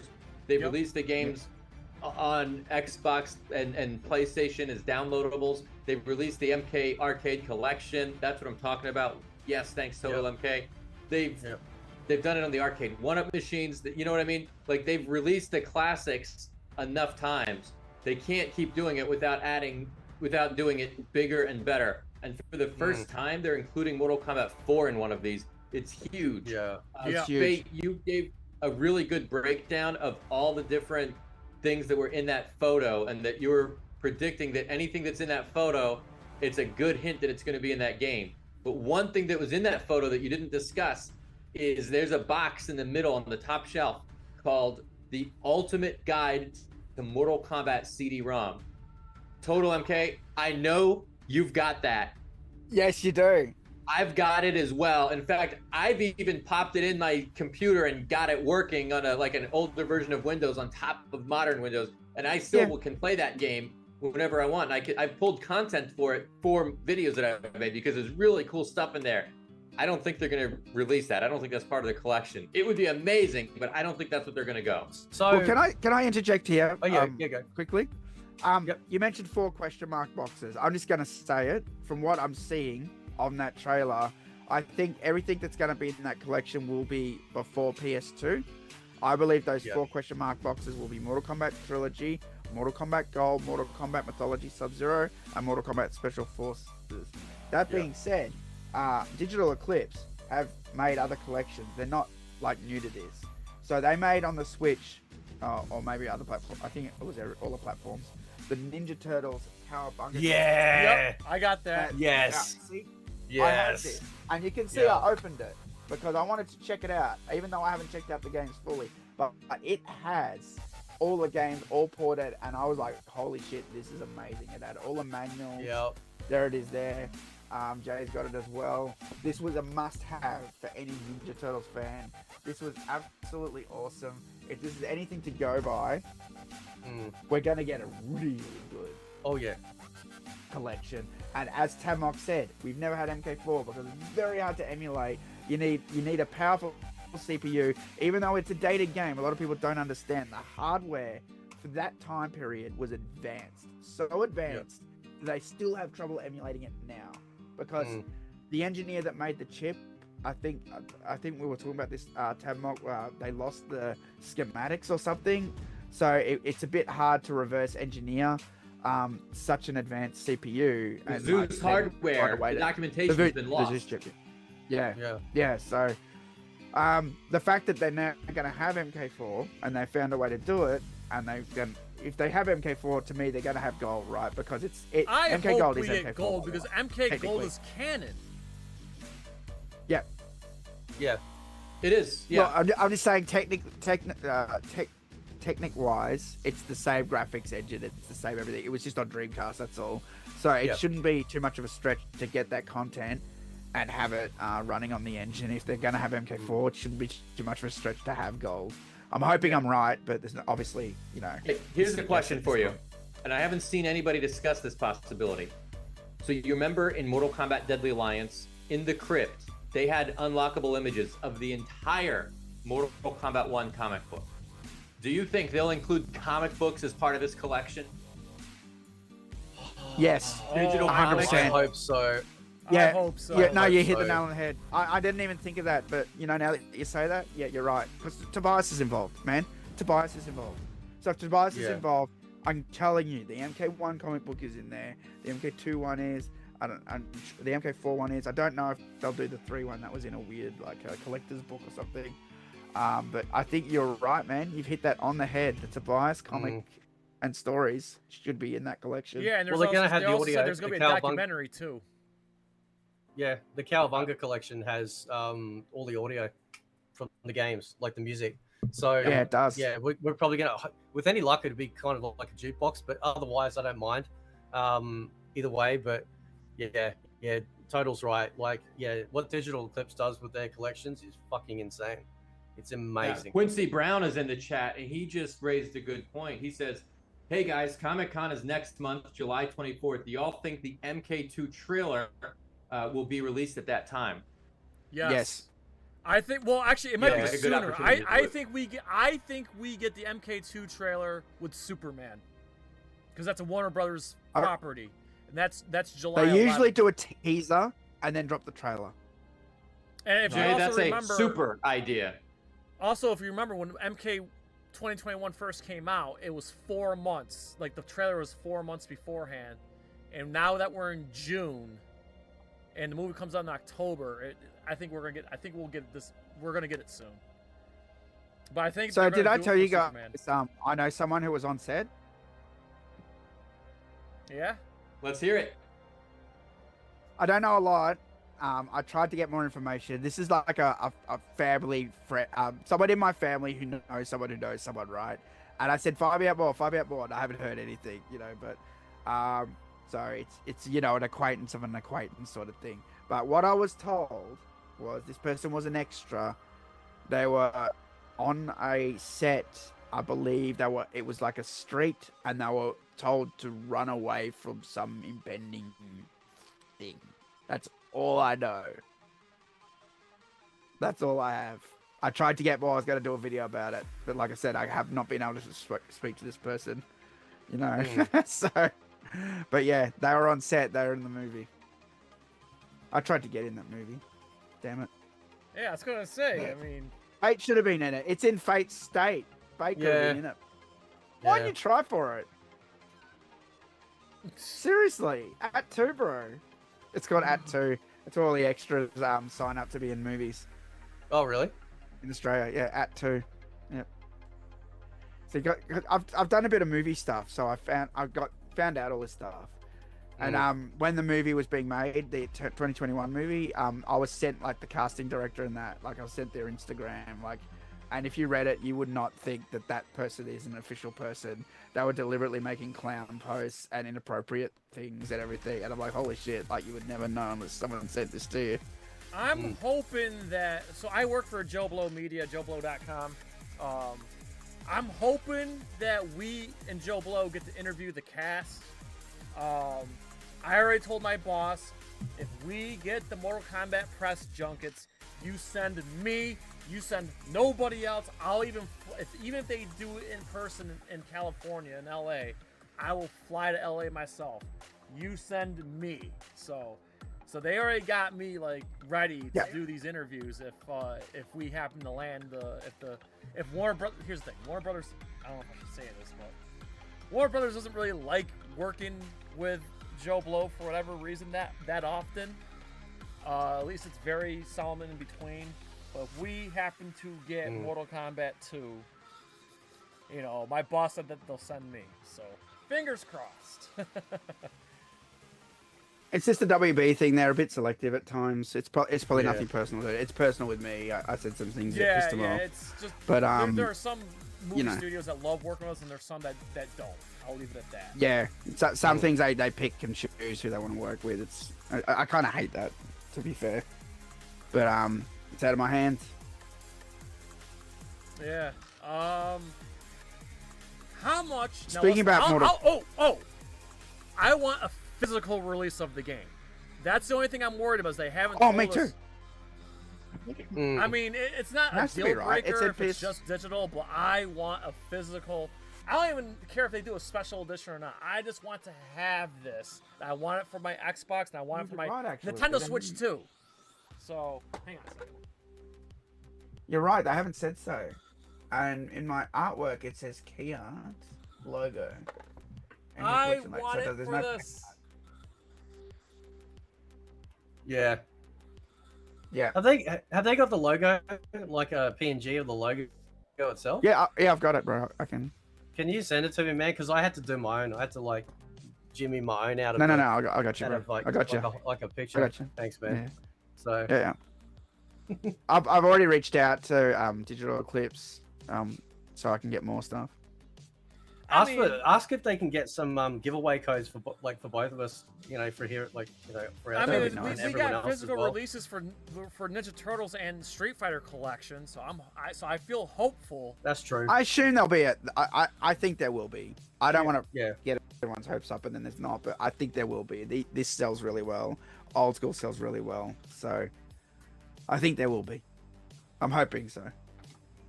I can't wait to have Last Ninja and Mortal Kombat. Oh yeah, man. I'll tell you what though, the first game I'm going to honestly is gonna be Mortal Kombat 4 or Gold. Well, I'm just saying it's gonna be Mortal Kombat 4 is gonna be the first game I go to.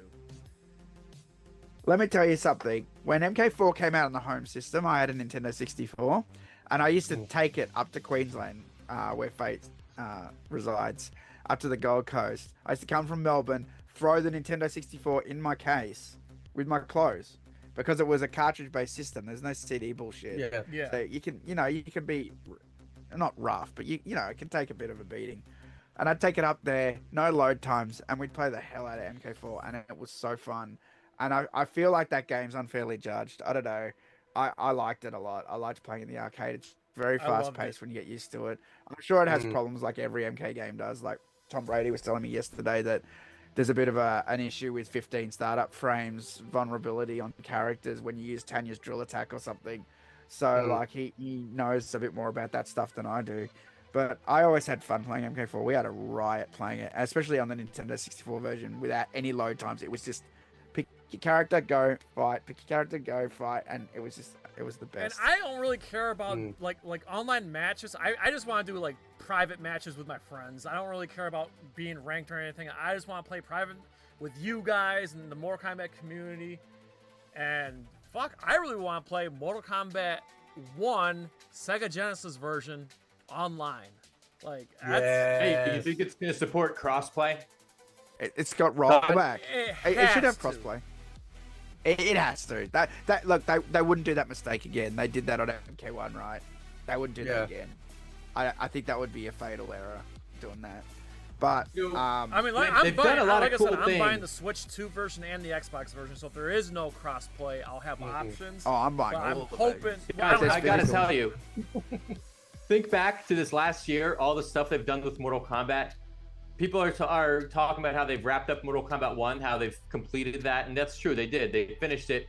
It was supposed to last a little bit longer than they said it would, but anyway, they got the crossover with Fortnite. They got a crossover with Rocket League. Now they've got the movie sequel coming out, and now they've got this Legacy Collection. Like, this has actually been a huge time for MK news. You almost don't even appreciate it because it's like so much at hitting you at once, but it's a lot. By the way, Tabmark, did you play Fortnite? I was playing the hell out of that, dude. It took me ages to unlock all that stuff. No, I didn't play it at all, but I was just kind of watching it from far. I was watching the kids playing it, and it's like, oh yeah, this is cool as hell. I've got so many videos, dude. I was actually having quite a good time playing it, running around the pit, fighting Scorpion, running around the Deadpool. Yeah, no, it looks like a blast. Honestly, think about this too. Like, when you look at the direction that they're going in, Raiden is still the Thunder God in the movie. Raiden has to be like his iconic self in these crossovers that they're doing. They're not going to make like the young Raiden. They're not going to make Fire God Liu Kang. Like, they're sticking with the classic characters that we all know. It's almost like this MK1 timeline that's doing. Yeah, it's just temporary. It's going to go back to the way it was before, one way or another. We're going to get the iconic characters that we're used to because that's what's in the movies. That's what's in these crossovers. The direction that they're going in with the games, if you don't like that direction, that's okay because you snap your fingers and it's back to the way it was. And this re-release of the old collections, think people are going to see like, yeah, these are how the characters are supposed to be. MK2 Raiden's always been my favorite, with the patch on his arm. With that, yeah. I think it means good fortune. I think that symbol. Also, the nice thing too is Mortal Kombat's. You know, I can just play. I'd be happy just playing like a couple online matches before work, and you know, I don't have to sit down for hours to play. I can just play for like 10, 15 minutes, get a couple matches in. Yeah. So like, you know what like I'm looking forward to? to? Get one in before the gym. Get one in before I go to bed. Get one in. Yeah, dude, I'm generally looking forward to it. I'm gonna put myself out there. I'm gonna be like, anybody want to challenge me? You know, I'm Gamertag Army of Evil Nuns on Xbox, J St. G on Nintendo Switch Online. Challenge me, and I will answer the call. I'm looking forward to playing MK2 Game Boy with rollback netcode online. I love that game. I'm not gonna lie, It was a great. I'm run so some glad we're tournaments. getting the handhelds, but I am not gonna fucking be playing the handhelds. Oh, MK2's so good, dude. I was actually playing that played port recently. fuck out You of know, that game. Toasty's in that port, right? Like they put Toasty's in it. You can get smoke. They increase the speed. They learned from all their much mistakes better in the than first the game. first version. Yeah. The first version just too slow. But like it was just so fun. It had friendship. It had babality. Oh, no, it had babality. Sorry, not friendship. There was no stage fatalities, but like it was just so fun to play. It was such a joy. Okay, well, there's only 2 stages in that game, plus maybe the bonus stage for the hidden characters. Yeah, it got a little repetitive. Gotta play as MK for money. Yeah, they had the pit and they had the combat Start too. putting some bets via Cash App. Start putting some bets up.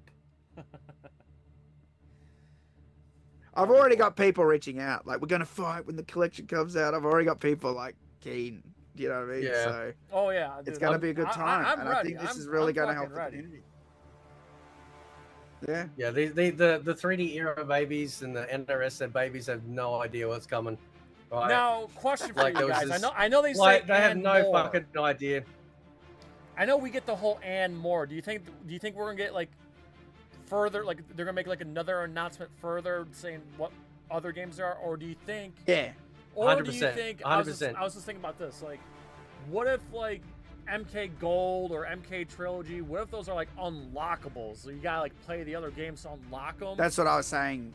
I think it'll be something like that. Yeah. Yeah, Exactly what that would you be said. that would be cool actually. Beat MK4 with every character, then you can play MK Gold. Well, yeah, because And it- okay. Did any of you guys have the Sonic Collection on PlayStation 2? The Sonic Mega Collection Plus. Yep. You Yep. had Yeah, I you got it. had to like beat the special stages and complete before you got like the Sonic 3 and Knuckles or Sonic 2 and Knuckles and. Yep. I never unlocked one of those. One of those would not unlock for me. I had it on GameCube. I'm like, it won't fucking unlock. I'm just saying, I'm You have just to play throwing it like out there. I 60 wonder if times or something. Mortal Kombat's gonna do the same thing, like like They, they did that with the Alpha Anthology Collection, I think, with PS2. So if you beat Street Fighter Alpha 3 Arcade, you then unlocked essentially the upper version, which was at the time like only available on the PlayStation 1. And of course, obviously the upper, like the Zero Upper, that was base of like that was what it was based on from the arcade. That'd be pretty cool. But I'm also kind of hoping that they announce it too, because I need to fucking cry again, right? Like, because you know, like they know that Gold and Trilogy are they are the tippy top. So back in the early days of the channel, there's a guy called Joe Tresca from iBallistic. and he and some other people were working on like trying to do like trilogy in an HD remake, right? It was there, like they were working on it, and I think they were trying to pitch it to Ed Boon or Warner Brothers, and like when I was covering that, and you know, you really start to see people come out of the woodwork. Oh my god, we want trilogy, want trilogy back, want trilogy back. You know, please give us trilogy. You know, stuff like that.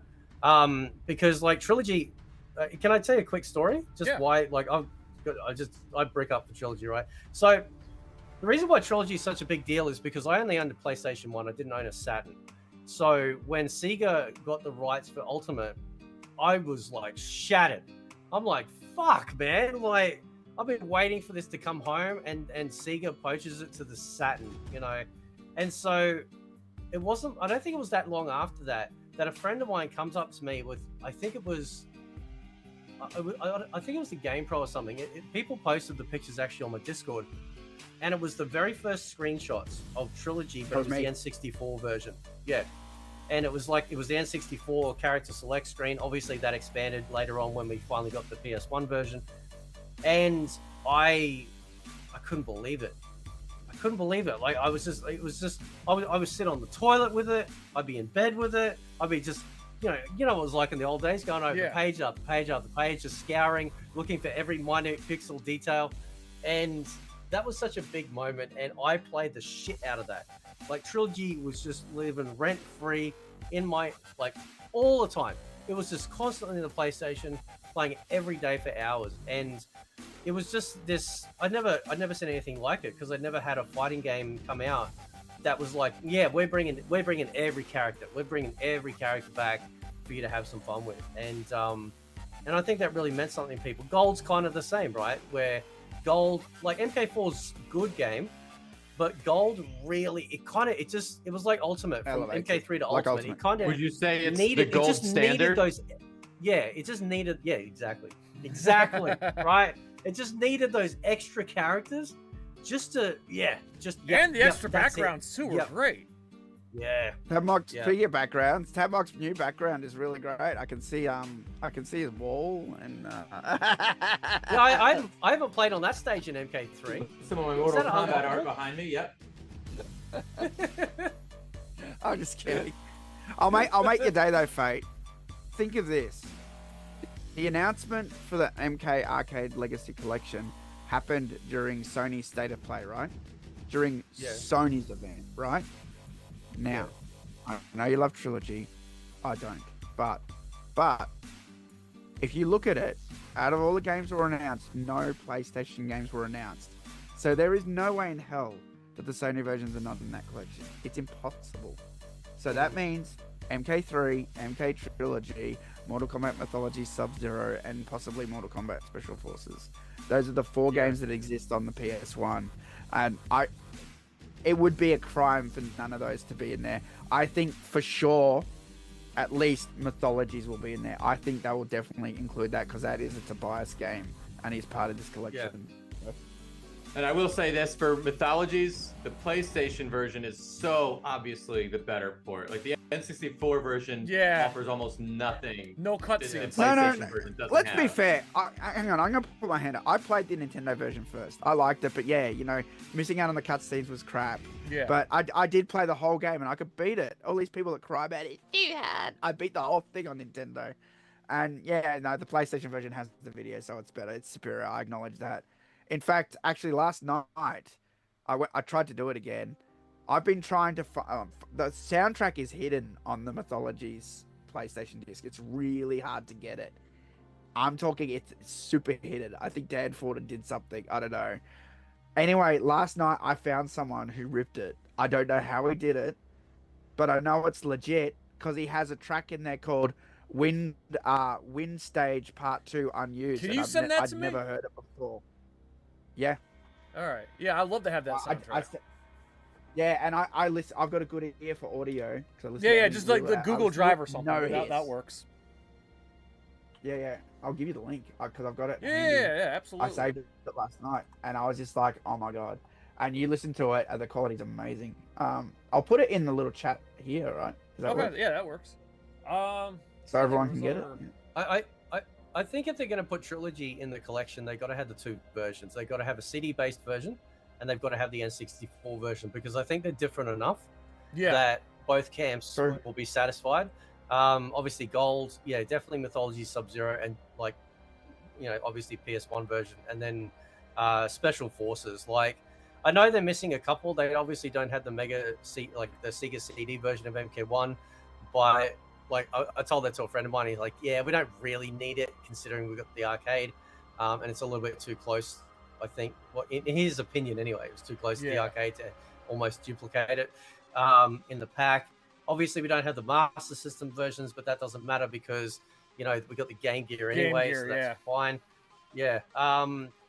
But yeah, I mean, it's pretty obvious, like, because those question marks are listed directly under the game's list. It's like, you know, bullet point, bullet point, bullet point, bullet point, question mark. You know, so they'd have to be in there. If they're not in there, it'd be the biggest fumble, like, of all time. But I can't imagine they wouldn't. I just can't imagine they wouldn't put them in there.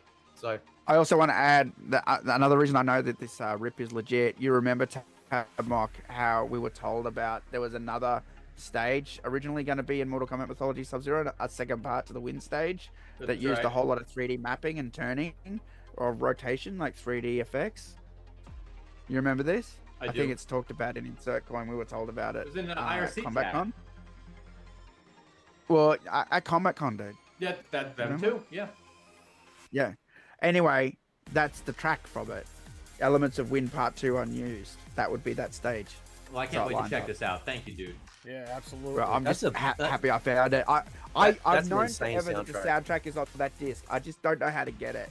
And I think Dan Ford went one step further into hiding it on there. It doesn't use a lot of the standard other ways that PlayStation music's stored. It's sort of hiding in there somewhere. Also, another request I have, I don't know if they'll do it. It's not a deal breaker, but the save states. You know how on Super, like on Nintendo Switch Online, they have like save states for, you know. I'm hoping that this will, you know, so if I'm in the middle of doing like an arcade ladder and I have to, like, oh shit, I gotta go to work, I gotta go somewhere. I hope they have like a frozen save state. Not a deal breaker. I don't really need it. So it'd be nice to have. On one of the Capcom collections, right? Because I think it's I started doing this in Marvel vs. Capcom Fighting Collection, right? So basically, like, yeah, you got the save states, right? So you get up to like the last boss, or right before you fight the last boss, right? With a certain character, you obviously beat, you know, the boss, and you get like the medal to unlock and the ending or whatever. But then if you reload the save state, die at the boss, change character, then beat the boss with that new character, then you get that ending and then get the medal for it.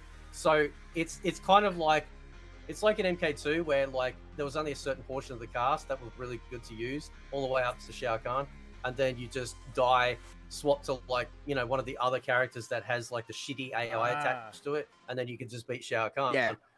So I'm wondering if they'll do stuff like that. You know, because I mean, especially if they put any achievements. Like, obviously there's going to be achievements. It just depends on what. Like what are they going to have? Like, what level of depth are they going to have? You know, for that, beat the game with every character, or just beat the game, you know, once. I don't know. They need to beat the game one credit, because I can do that. You know, pull a 10-hit combo with so and so. You know, Yeah. And I just want to give shout out to my boy Tyler in the chat. We definitely discussed MK1 already, so, but yeah, I'm just wanted to give you a shout out, man. I'm glad you're here. It's gonna be so amazing, and apparently it's coming out this year. Yeah. Like I said, I think it's gonna be October. I'm hinging. I'm gonna bet. I'm putting my nuts on the table. It's gonna be October. I don't know if they're gonna bring back, you know, either Fatality Friday or Mortal Monday or something. It's gonna be October. Just based on old school Mortal Kombat history, every time we got a home release, it was typically in October. So yeah, it was always before. It was right before November, right? Which is like the crazy month where they get all the sales. Yeah, and the movie's coming out October 25th or something like that. So yeah, I think you want to time it with the movie exactly. Yeah, it's gotta. I mean, I'm trying to think like one verse. If we're marketing this, that's how I would do it. So. Well, that's how you think about it. That's how you follow the breadcrumbs that I was saying. Yeah, like on my channel for ages, I've talked about like this is how you fix Mortal Kombat, which is having like these 3 distinct collections, right? So you do the Legacy Collection with all the home versions, which they're doing, and then you'd have the 3D collection or the data. What did you come up with? Datasim, right? Yeah. Which is the Deadly Alliance, Deception, Armageddon, and Shaolin Monks, right? You have that in its own, because if you notice that with this trailer, because I've obviously got like your window open here, you know, it's only showing gameplay. There's no 3D gameplay, right? It's all 2D gameplay in every snippet that they're showing in there. And it makes a lot of sense too, because, you know, generally, especially for us older folks, we do look at the different eras. We got the 2D, 3D, and then essentially the NRS era with this sort of, you know, little segment of MK versus DC and MK9.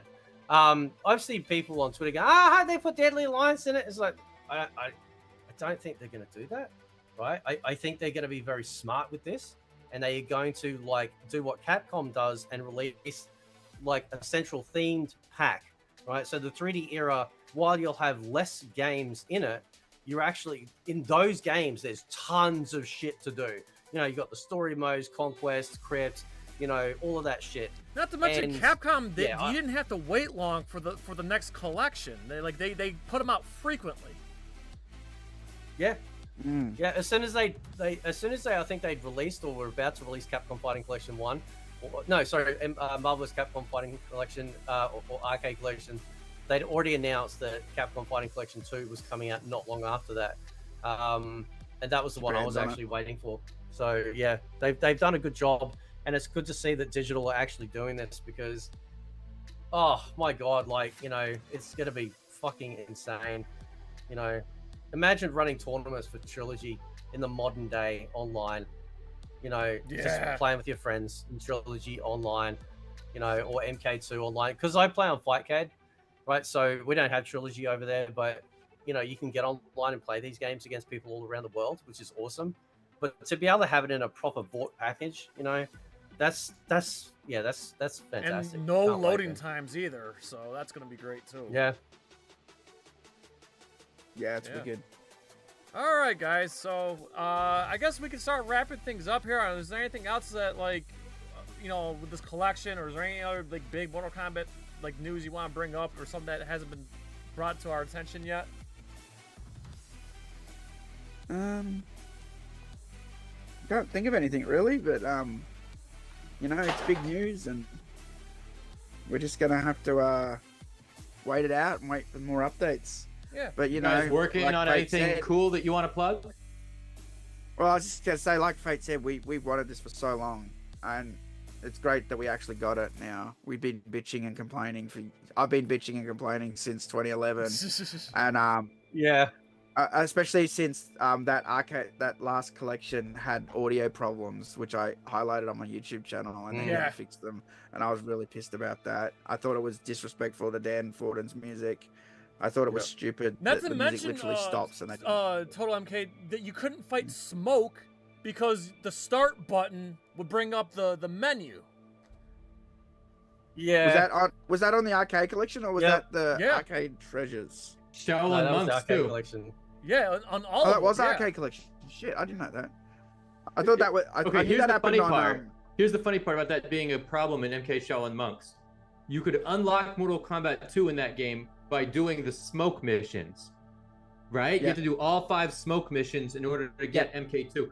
But once you unlock MK2, you can't actually fight Smoke in that game, because start will bring up the menu. Yeah, it was and when you have to press down and start to get the Smoke, it brings up the menu instead. It brings up the menu. Every single Mortal the Kombat Smoke was locked out of the game that its own mission gives you. The reason is because they built an emulator, and they needed to add a function to check that you pushed it, and it jumps out of the emulation into the menu, so it doesn't log the start button push. That's the issue. So they need to add program code to log that, and they just didn't do it because they were just emulating the game. Oh man, if we can't fight Smoke in Mortal Kombat 2 in this collection, you know how fucking pissed I'm gonna be, because it'll be the third fucking time that they fucked that up. Nah, I think they'll fix it. But you know what? I always say bring these things up. Get it out there, guys. Make sure you tell them. Yeah. Tell them. Say, oh, there was a problem in the last 2 games. You can be nice about it. You don't have to be Yeah. Like TotalMK crazy level. You could just be like, hey guys, in the last 2 versions or last 2 collections, we couldn't fight Smoke because of the start button issue. Can you please fix this in the collection so we can fight Smoke coming up? And you should say it, and you should get it out there because let them know. You know, they will read it. And they at least will, with online support, it, you know, figuratively speaking, they can fix any problems because this is going to be online supported. So. Yeah. I have a question. Yeah. I want to know what each of you felt when you first saw that it was coming, the trailer, whether you saw it live. I want to know how you felt because it broke me. I have never been that happy since the MK9 announcement for an MK game. I cried. I fucking had tears in my eyes. I could not believe what we were witnessing. And I want to know what you guys, what your reactions were when you saw it. You're like, you know, yeah, I want to know what you guys think. Well, it first popped up on my Twitter, and I'm like, what? And I thought it was a joke. And then I was in the process of coming back to Australia. So I checked my email and there was a press release and I saw it there. And then I'm like, and it had a link to the trailer. And then so I was on a Japanese train in Japan, obviously, when I was watching the trailer, and my friend was fucking around with my bag and trying to straighten it up or something. And at that moment, I really couldn't give a shit where my bag was. I couldn't give a fuck if it was in the way of everybody on the train. All I wanted to do was watch that trailer. And obviously I couldn't watch it with sound because in Japan you don't do that. It's considered rude. So I had to rewind the trailer like 5 times, and then I watched it, and I couldn't believe what I was seeing. I couldn't believe that I was seeing Game Boy version, rollback netcode. I'm like, this is the shit we always talk about. It's like they literally watched me and Fate's video of us going, why don't they do a collection? Because we've been saying this for a long time. And I don't know about you guys. I don't know about you, TotalMK. I don't know if you've said this on your channel. I know you cover lore mostly. But I don't think enough people were saying this. They were just considering us old and has-been. And for me and Fate, we grew up on these games, and there still wasn't a good version of MK1 or 2 that you could play. Yeah. And that was disgusting. And it was like they didn't care anymore about the old MKs. And they were like, play MK1. And I'm like, MK1 sucks. I'm sorry. It was a good try. Like, it was graphically impressive. It was still fun at times. But it didn't have the tone and the immersion of the arcade. It just didn't have it. It just couldn't do it. I kept giving it chances. I'm like, no, they'll fix it. And they fixed bits here and there, and they went along, they plotted along. But I'm like, they'll add stage fatalities. They just never did it. Like, you need some of this stuff. You need the pit in there. You need when I uppercut someone, it makes a bone crunching, like, sound, and I get the announcer going, excellent. You know what I mean? You need that stuff. You know, I think for me and Fate, we were scared that MK was never coming back. It was something that I considered, that they will never do a version of MK1 or 2 again. And I think I'm right with this, Fate, because you then found what's it called? FATE. Oh, FATE, yeah. And you were doing you've been playing it. I haven't, but you've been playing all these matches on Classic MK, and so is Daryl Sung, who's from your community and mine. And so we were starting to see an immersion of, like, you know, older characters and people talking about the old games. We wouldn't have the modern games if it wasn't for the foundation of the old games. Amen. And for them to not be in it playable some way. And the last version was glitchy and had sound stopping and, like, problems, and Dan Forden's, like, iconic music chopped up in the background. Come on. Yeah. I will say this: when I see this new version, the trailer, what really caught my attention was the same thing that you said, TotalMK, which is that, wait a minute, they're putting Game Boy ports in this? This is not just a rehash of the same old collection that they've been releasing and re-releasing on every new generation. No, this is legit. They're really going all out. They really are going all out for this one. They didn't have to. I have been pushing for a release just like this ever since the 30th anniversary of Mortal Kombat. I was shocked that they didn't do that. There's one thing that I don't think this is going to happen, but I remember Capcom released, like, a physical cartridge for the Super Nintendo. After all these years, like, really? And it's like 2023 and you guys are releasing a Super Nintendo cart? Like, that was amazing. I don't think they're going to do that for Mortal Kombat, although if they did, I would definitely buy it. Let me ask you a question. Does everybody here have the original hardware? Does everyone here have, like, an old school 90s console, and do you still have your old games for it? Yes. I don't. No. All right, I have everything. Total MK and I, we do. Yeah. All right, what about this? Do you guys have a Super Nintendo emulator or Yes. a Genesis emulator? And Yep. do you play Yes, the games Genesis. on that? Yep. Yeah, okay. So we don't technically have to buy this re-release because we already have ways of doing it. And Yeah. yet we're all hardcore fans. We're all going to support what Warner Brothers is doing here. We're all going to Yeah. buy this collection anyway. Yeah. 100%. This is going to sell a lot of money. Yeah. This is Yeah, going to I make wish- a lot of bank.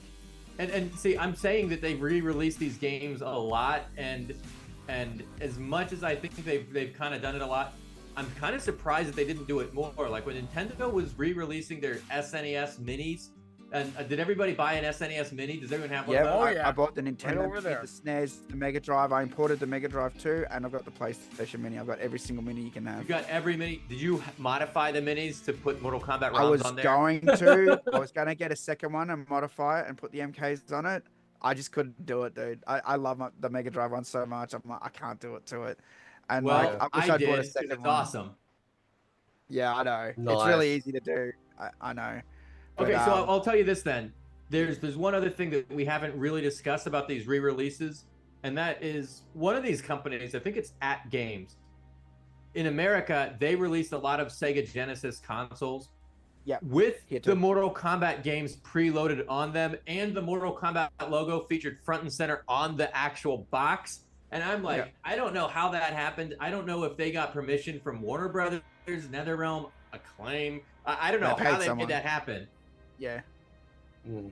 They paid someone because it was just the Mega Drive version. Yeah.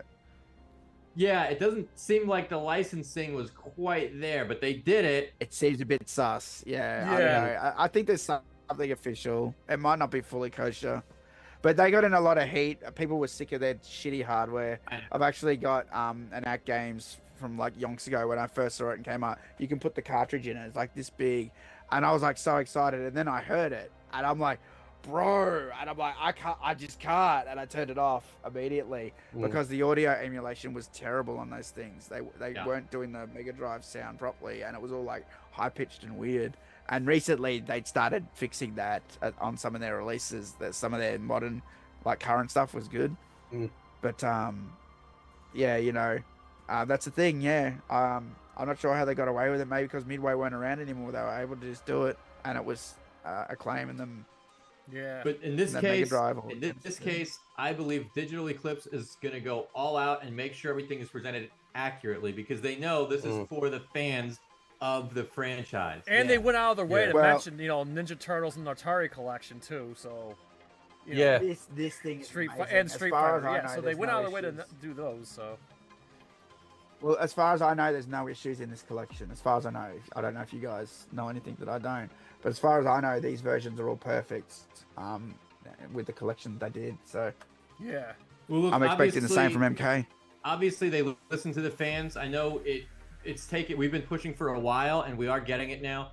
There's other things that fans have been pushing for that I think the team is aware of. If you look at what's the #1 fan request that they haven't given us, it's Mortal Kombat Shaolin Monks remaster. It's Mortal Kombat Shaolin Monks sequel. It's Mortal Kombat That's gotta be collection Fire too. and Ice. If you look It's at what gotta the be. fans are saying they want, besides this Legacy Collection, which is what we want, there's a few other things that are also on our wish list. Wait, hot take. Can I just come in here with a hot take? Yeah. Yeah. What if the first collection is all the classic MK, right?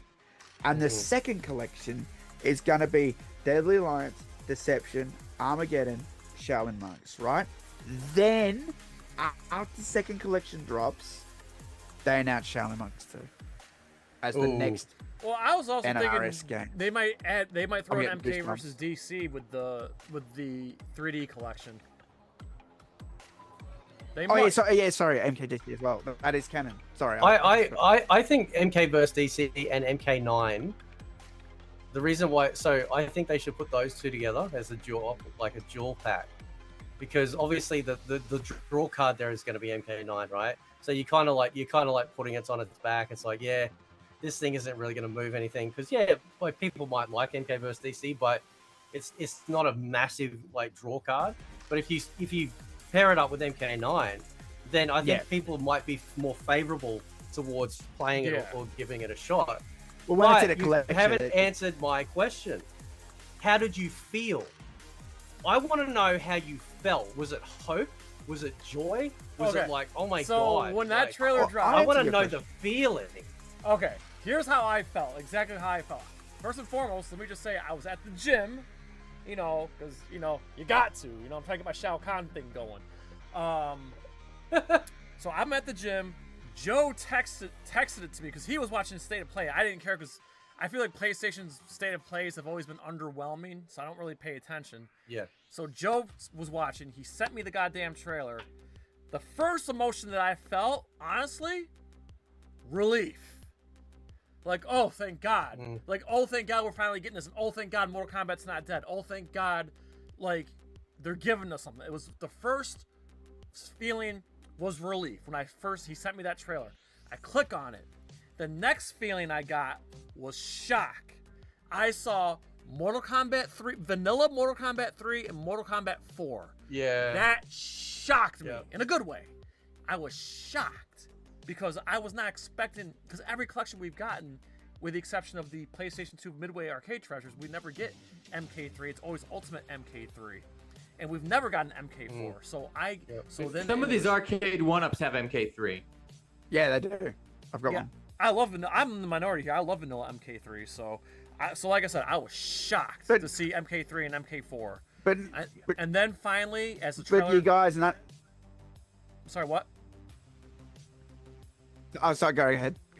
Oh, I was gonna say, and then finally, the last feeling I got, excitement. That when I got excited when I saw that there was gonna be multiple ports of each game with online rollback. Then I got excited. So I went from relief to shock to excitement. Boom, boom, boom, just like that. And when you that's saw what I was going to John say. Did Tobias anyone have a stiffy? Because I know I did. Well, my initial reaction when I first started watching it was, okay, it's another re-release. All right, I've bought it enough times already. But then I saw that no, this is different. This is better. So I went from, all right, it's another one, okay, to, oh, this is gonna be the best one ever. I gotta get in on this. And then with the question marks, there's that feeling of mystery. It's like, okay, here we go with the speculation. This is what Mortal Kombat is all about. Getting the fans to speculate and what's next.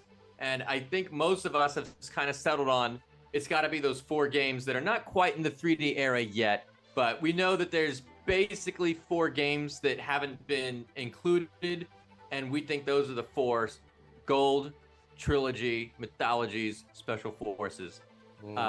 Hey, anything could happen. We don't know the specifics. Could they do something crazy, like give us a hacked version of Trilogy that adds the N64 version of Chameleon? Maybe. Could they do something crazy like the Game.com port of MK Trilogy, where Scorpion and Sub-Zero aren't playable and Rain and Ermac are? Like, they might go off the wall and do some really obscure port. Who knows? We don't know what to expect from these guys, but it's going to be great, whatever it is. So I want to add something too. While I was at Pokemon Go Fest in Japan, I bumped into some of the content creators for Pokemon Go, and there's one guy called The Cruise Ship. His name's Tom. He's a real friendly guy, and I'm like, hey Tom, how's it going? And I was talking to him a bit, and I said, I'm also a content creator, but not for Pokemon Go, for Mortal Kombat. And he goes, yeah, dude, I love Mortal Kombat. And can you guys guess what is the first game that he mentioned that he loved more than anything? Can you guess? Which is the game? MK4?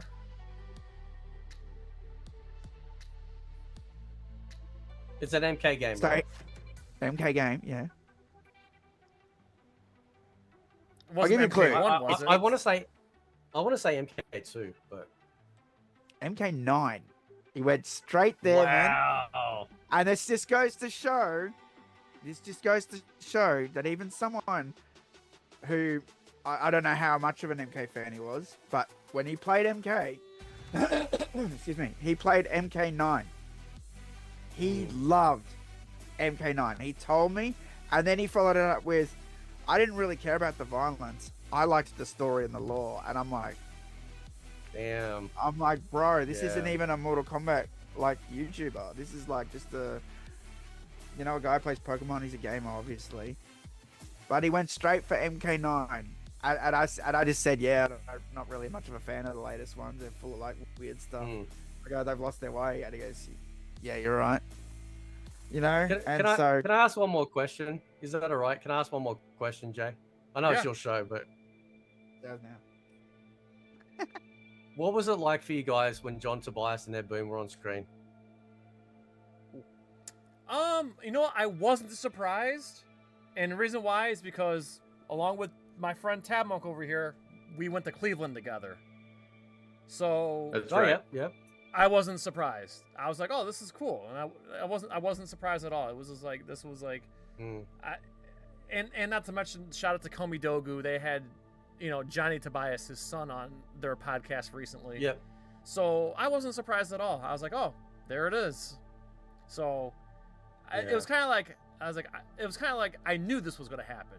That was basically how I felt. Like I knew this was going to happen. Yeah, to me it was a shock. I had no idea. So yeah, that was I was very jealous of that Cleveland event. Like I said, I really wanted to go. I think even so Kerry Hoskins, I think I even replied when she said she was going to be at it on Facebook. I was like, I wish I could go, but TotalMK. I'm going back to Cleveland because it's first of all, it's only 5 hours from my apartment. But this year they got the Rare people, so Kev Bayless and all the people from Rare are going to be there. So I'm going to go back. Nice. That's cool. But yeah, she was like, "Why can't you go?" or something, And I was like, "Well, you're right. It's money, basically." No, it was the most fun I had all I was looking year up flights at last the year, time, but they were hanging out with all crazy. the They were MK like people 10,000. and, going to that convention and hanging out with all the MK people. It was definitely a dream come true. Be there with TotalMK, Mad Mike when I saw Jones, and people- Toasty. So shout out to everybody. Alex, Aluminum, When I saw- if you guys are watching, like Mike McD, like I had a blast with everybody. Mike McD was here in the beginning of the stream. I think he probably had to dip. Yeah. So I'm just saying, like, it was cool to be able to hang out with these people in person for the first time. Justin McCall. When I saw people playing Mortal Kombat against Ed, I was very jealous. I didn't That's get to something play I've against always I wanted played to against do. Sal. I whooped his ass, but I played against Sal. But I didn't get to play. I love Sal. Sal's awesome. I spoke to him for a good half an hour at Combat Con. But I'd always wanted to play a game of Mortal Kombat against Ed. And when I went to E3 in 06, I actually took my copy of Arcade Treasures out. I said, would it be possible, even like later, if you just let me have a game of Mortal Kombat with Ed on one of the consoles? And they were like, nah. Oh, damn. I was really upset by it. I literally took my copy all the way to the US for that, and they wouldn't do it. And just for the But record, I've always wanted Ed to play was like MK. bombarded by everybody at that convention. So Yeah, I of didn't course. I didn't get I to mean, get close. But I got to get close to Tobias though. But everybody was bombarding Ed, so it was. Well, I bombard Tobias because I've never met the man. Like we've interacted online, but I always wanted to interview him. Like Tabbox, lucky because he's done it. But I have interviewed Tobias. He's fantastic. I like to do everything on camera. I feel like there's an energy on camera. I mean, you get it a bit with audio, but like I just love doing it in person. I'll tell you guys this. When I went to Combat Con, I think I told you this, TotalMK. I wanted to interview everyone there, every single person, but I also wanted to get everyone's signature in that. And it just turned out there were so many lines, I couldn't do it.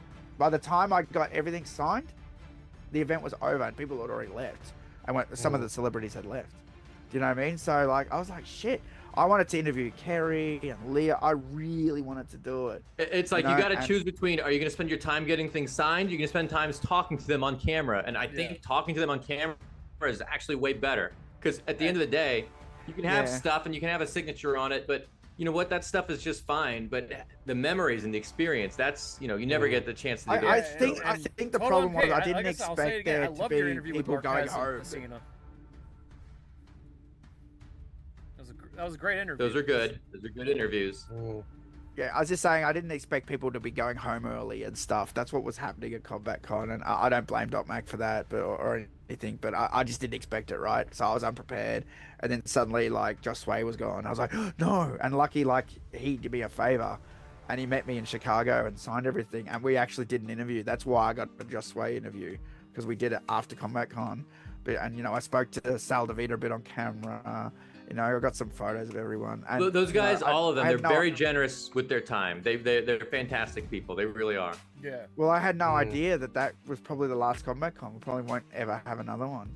I think that's it. Yeah, I've had we're Doc lucky Mack that we on- got to go I've to had it when Doc we did. Mack on the show twice on NerdCage Live, and let's just say I had a conversation with him off air for obvious reasons, and yeah, I don't think Combat Con's gonna happen again. I'll leave it at that. That's all I'm gonna say. I'm not gonna say God, I was so details, lucky. I'm not gonna say who, what. We're where, lucky we why, got to go when we went. But yeah, I'll leave it at that. That just be thankful that you had that experience, because it doesn't look like it's happening again. It's really sad. More than anything, and I know what it's like to be in beef with people. I'm in beef with people all the time. I can't help it.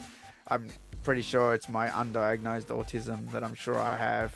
I'm not joking, by the way. I'm serious about that. I don't 'cause I've know if had it's people- that. I just think it's this. All Australians are just a bunch of hotheads. I think that's what it is. No, it's not that, Tab Mark. Oh. I've dealt. Oh. My Never mind, I withdraw my that nephew comment. is Asperger's, and I know people who have autistic kids and that, and they've all said you are definitely on the spectrum, 100%. It's just, and I grew up with, he's just misbehaves. He just does what he wants. He just, so it's definitely an ADD thing. It's definitely, I'm sure, I'm really sure by this juncture in my life that's what I've got. And that's one of the signs of someone with autism is that they fixate on something. And for me, it's Mortal Kombat. That's like literally one of the signs. Do you know what I mean? They pick something and fixate on.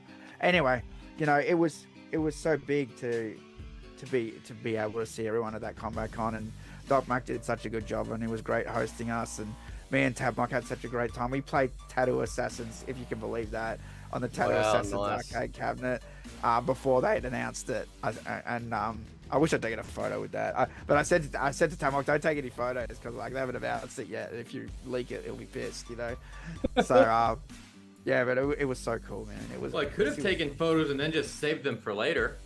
I know, but I was worried that people forget, right? They're going through their phone and go, oh, that's right, I played that game. And then they go, send, right? And it's so easy to do. And then you ruin someone's big thing, right? I don't know. But... well, anyway, I did take a photo of their Tattoo Assassins machine when they actually posted it in their arcade. Like, once they put it up properly. Yeah. Oh, that was big, because that's also why I was extra careful, because he told me the whole story, how he got the cabinet. And I was like, bro, the God was behind that. Like, to get that cabinet, there's like 18 of them. That's it. And then he goes around, and someone's like, yeah, there's more arcades out back if you're interested. And he goes into these like outside tents. He tells me this whole story, right? And in the first tent, it's all games he's got, and they've been ruined by like water damage because it's outside. It was in someone's backyard. Then he goes into the third tent, same thing. Then he goes into the last tent, and yeah, all the games were old and had some water damage, except the Tattoo Assassins cabinet, which was literally sitting in the middle of the tent, untouched by the weather. Wow. And he goes, I want it. I guess I'll take And he that got one. it. Yeah. And of course, And he's it- got and if you see he's that got the only cabinet, it's copy of Primal pristine. Rage 2 cabinet. That's right. Yeah, so Tom Brady was telling me about that last night. It was him who got that released. Yeah. No, I every time I go to the Galloping Ghost, that's one of the games I play because I know I'm not gonna be able to play it anywhere else. So, Yeah.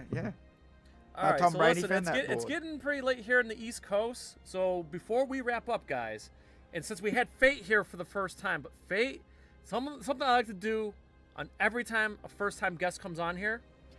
Before we go, F.A.T.E, can you please share with us your top 5 games outside Mortal Kombat and your top 5 favorite movies? Oh, okay. This is on the spot. Top 5 games. So I'm a little bit of an MMO guy. So I'm a big fan of Guild Wars 1. Like playing World of Warcraft. Also, and these are kind of...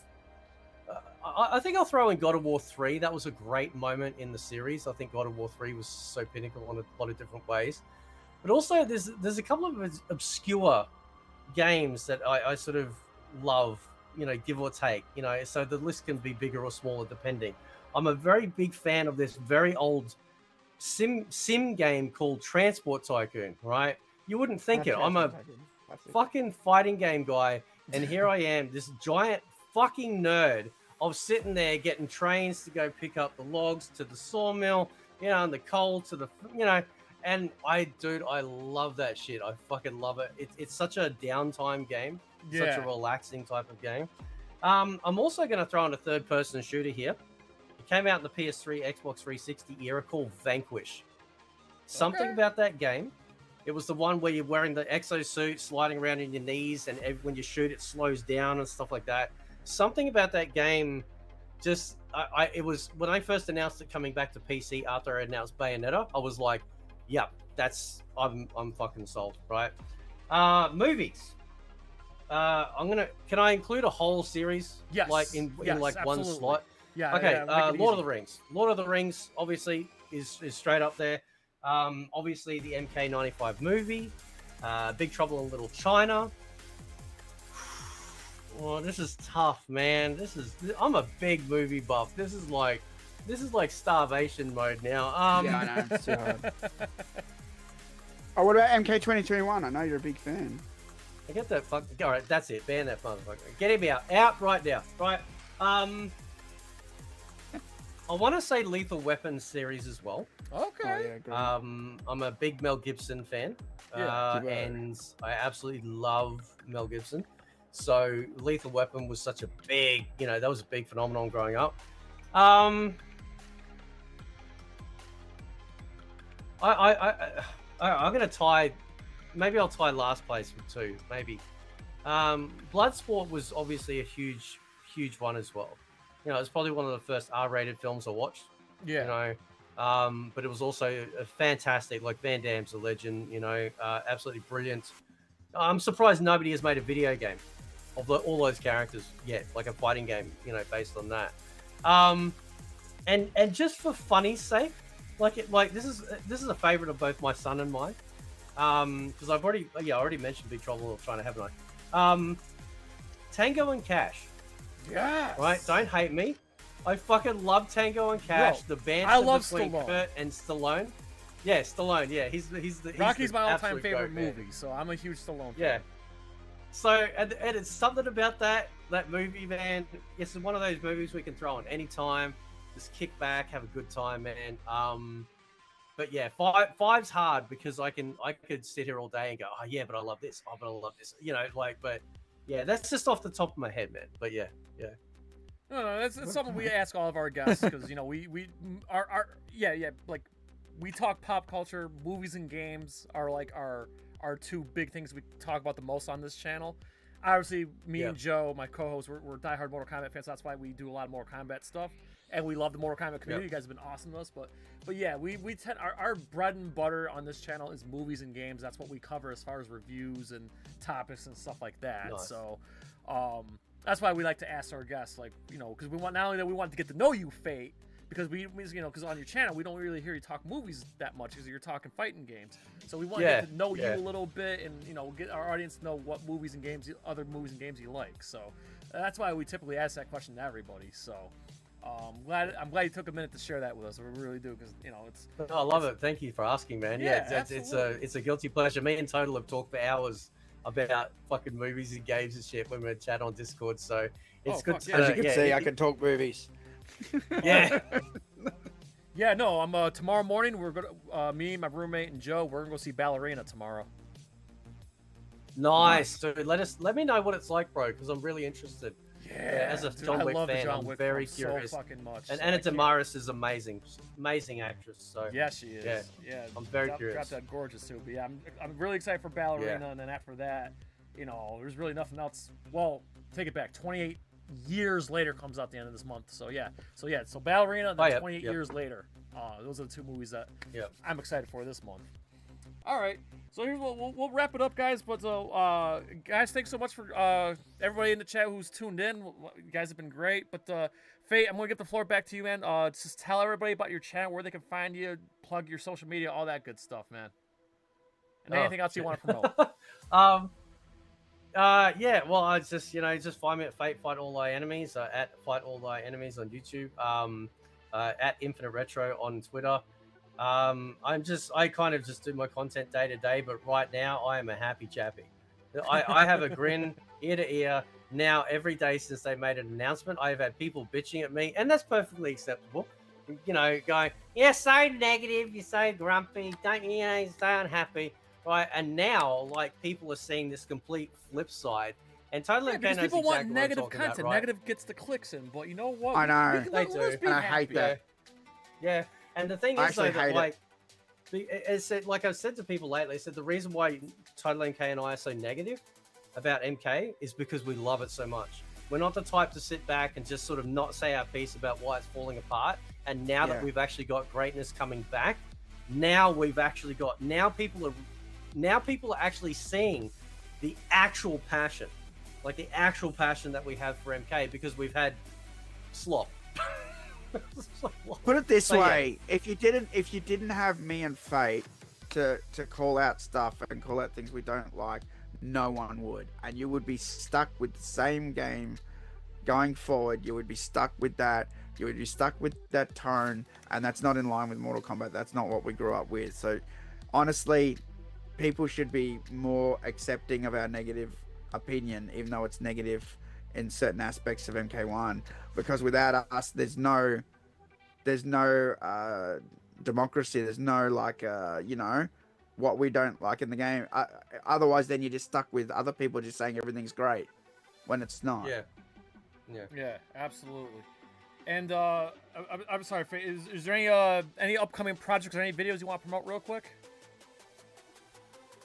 No, just nothing. Like, again, I kind of take it day by day. Okay. Didn't know if you had any big but, projects or anything coming up that that's all. That's figured I'd ask. No. But you were the big project. You were the big project I was telling everyone about. Oh, I'm gonna be over here. I'm gonna be over here. I'm gonna be over here. No, I appreciate. Right? I appreciate you sharing. I appreciate all of you. Yeah. If you're coming from Fate's community, thank you for coming here. Thank you for subscribing. Again, we're not actually. There is one thing, because me and Total have started doing like Fate cast, which is like kind of like our cast that we've done together.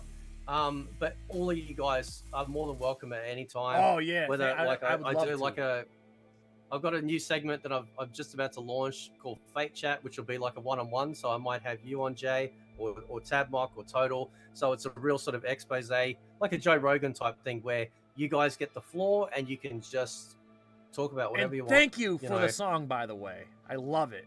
Oh. And same with TotalMK songs too. Like, those are great songs, man. Thank you. No one's ever, not to get all again romantic, but no one's ever made a song for me. So thank you for being the first person. So I'm gonna have to make one about TotalMK being the epic MK lore dude. Or something like that. What you got, man? But like TotalMK, I actually made a diss track of him, right? And the diss track is because we have this banter with MK Trilogy, right? Because his first experience was the N64 version, right? That's which is wrong, obviously by the way. inferior. I've told you that's wrong. It's PC. Oh, okay, all right, PC. All right. Well, either way, he's not a fan of Trilogy, right? So I made a diss track, putting him in his place. So there we go. You didn't put me immortalized anywhere. now. You even said I can't wait to check right that out. about that. TotalMK's right about playing the bosses. Yeah, that shouldn't be in the game. Yeah. I know. I hate the bosses in that game. I'm not gonna lie, but hey, I know. That's why I don't like fucking Trilogy. I like play MK 1, 2, 3. Why are you gonna play a version that has Here we go. stupid All right, shit in it? now we're getting into a beef. All Yeah, right? I was gonna The say, reason open up why a can of worms here. when you play people, you don't choose the bosses. That was the rule. You You don't can't use the just bosses. have a rule like that. Yes, it you never can. works. Yes, this you can. happened You just- when we played No. MK2 even. Oh, you can't be Raiden. I don't want you teleporting. They tried that No, that's shit. different. No, that's different. Yeah, that's different. bullshit. Because I the hate bosses that. are. I'm like, but he's the on bosses the are board. good. If he's on the board, I can pick that character. If he's there, I can do it. It's allowed. Bosses, you know that they're different. You know that in every No, other you game. don't. See? They're on the board. They're on the board, TotalMK. I will play your trilogy and I'll pick my Taro and I'll spam high punch and I'll win. And that is stupid. Yeah, that's a pussy that is way lame. playing. It's Yeah, so but you can lame. have a rule like no bosses, whether they're on the board or not. You can still make Unwritten that a rules rule. are stupid. And it is It's on the different from board. Raiden. You know that there's differences. Come on. Yeah. No, I agree sorry, with you Tab. I can't agree with have- Tab. Look what I on did. You this. can't have magical, mythical fucking rules. It just doesn't work.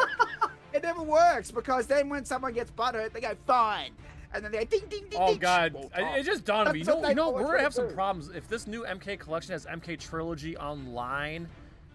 We're gonna have to do something about the bosses because people are gonna fucking pick the bosses just. No, I'll just pick No, Goro I'm and not. I'm gonna spam you. play it. I'm gonna play Fate every time, and every time I'm gonna pick Gintaro, Motaro, Shao Kahn, and Goro, just to make a point. They might Your soft lock beloved them game. out. Online, they might actually soft lock them out, or make an No, they option. won't. That's kind of what I'm hoping No, they for. won't. So. Yeah, They or if you won't, pick a bro. boss, it doesn't And go. you're If gonna you win, see it why doesn't go. Trilogy It sucks. doesn't go to your rank. There you go. In So- Street Fighter tournaments, Yeah. they always have a rule that you can't pick Akuma. Like, come on, you can make that a rule. What? He's a character. He's my favorite character in Street Fighter. You can't Too be a bad. Akuma? Too bad you can't pick him in the That's tournament. so dumb. I'm just gonna tell I this don't right now. If I'm playing Mortal Kombat Trilogy online and someone picks a boss character, I'm just gonna quit. I'm just gonna drop. You're I'm just gonna rage drop out quit. of the match. Yeah. Brutality. Yeah, I'm gonna pull. Hey, by the way, call me a bitch. I don't I care. beat I'm not someone- playing against. If it's boss versus boss, fine, but not regular character versus boss. Fuck that shit. It's on. Yeah. By the bullshit. way, I beat someone in Japan at Street Fighter Type Arcade. Well, I was in Japan. They must I have hated expected to fully lose. I'm not even a Street Fighter fan. I won the first round. He won the second round. It came down to round 3. And then when he started dominating me, I got in close and started doing like toe taps and like close combat bullshit. And I beat him. Oh, he must have hated In that. Japan. No, he smiled and he high-fived me after it because it was a You good guys community. surprised him. He knew I was a foreigner. It was great. It was great, man. We fist bumped at the end. It was awesome. Yeah. Man. I love All right, that, man. Total MK, Until go we ahead. went to the Promote, arcades. plug in your social media and plug whatever you want to plug and promote whatever you want to promote, my friend. Was that me? Sorry. Yeah, I was just gonna say, go ahead and Oh yeah. plug Just it, plug away. at and promote. TotalMK. At TotalMK on Twitter and TotalMK on YouTube. It's real easy. And you got any upcoming projects? Any upcoming videos? Yeah, I'll be doing a video if I can be bothered today. I've got to do a reaction to the collection. You actually got the exclusive because I was on this podcast first. So, yeah, anybody who watched this got my exclusive take on it. But, yeah, I'll be doing my own take on it either today or tomorrow. I'll film the video. It's just that everyone's hitting me up, like, come over to my house now that you're back from Japan, so. Yeah, it's nice to be But wanted. yeah, that's right? what I'll be doing next. Sorry? Can't wait. That's what I'm saying. It's nice to be wanted, though. Oh, yeah, no, I've got good friends, man. I've got loyal friends. No, I can't wait to check out your video, man. Again, be sure to sub this guy up. And finally, TabMuck99, thank you for filling in for Joe, and go ahead and promote and plug whatever you need to. All right, well, hey, thank you for having me. TotalMK, it's always good catching up with you. Fate, it was good to actually get to meet you one-on-one, face-to-face, man-to-man, hand-to-hand. Just like my daddy taught me. My daddy taught me. So yeah, it was so much fun to talk Mortal Kombat with you guys here. Yes, you can find me on Twitter, Twitch, Instagram, Discord, and YouTube. Yeah, I almost forgot YouTube. TabMock99. Don't forget YouTube's the most important one. MIRC. Yeah, you can find me on MIRC. Yeah, you can find me on MySpace. You can find me on AOL Instant Messenger, Yahoo Messenger, MSN Messenger, all that stuff. Oh man, that's the blast from the past. Shit. I just want to say, thanks for having me. 99. It's combat backwards 99. And by the way, special projects. I do have a special project I'm working on. So I haven't announced it yet. Nobody knows about this. I'm just going to share it with you guys here. So this will be a NerdCage exclusive announcement. Right. You know how Mortal Kombat is inspired by martial arts movies. You know how Mortal Kombat is inspired by other religions that make their way into the game and mythologies that have actually been incorporated into the MK mythos. But what you might not know is that there's a lot of references and a lot of incorporation of Christianity and Christian concepts in Mortal Kombat. And I'm going to make a video blowing your mind connecting Mortal Kombat and Christianity. So that is coming, my friends. Yes! I'm Dude, looking hit me forward up to as it. soon as that video goes up. Dude. You got it. You got it, buddy.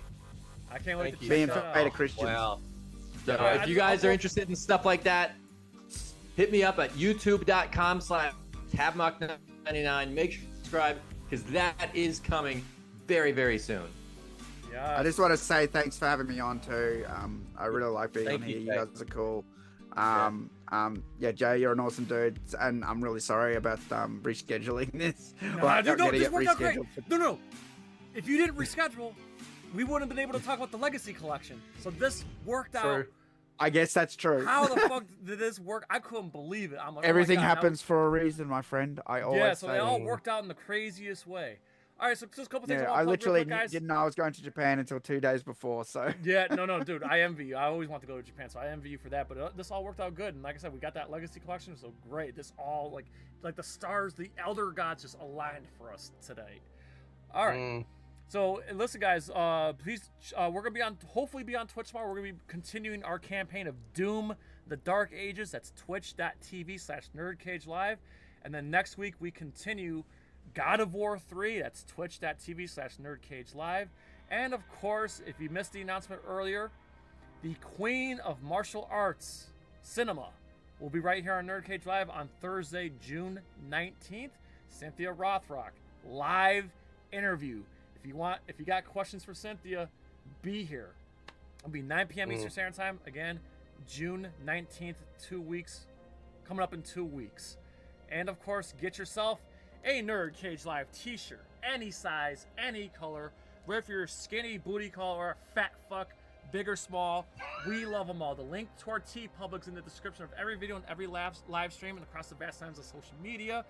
We also have hoodies, magnets, tote bags, you name it. And of course, for the Mortal Kombat fans, we have so many great Mortal Kombat designs here.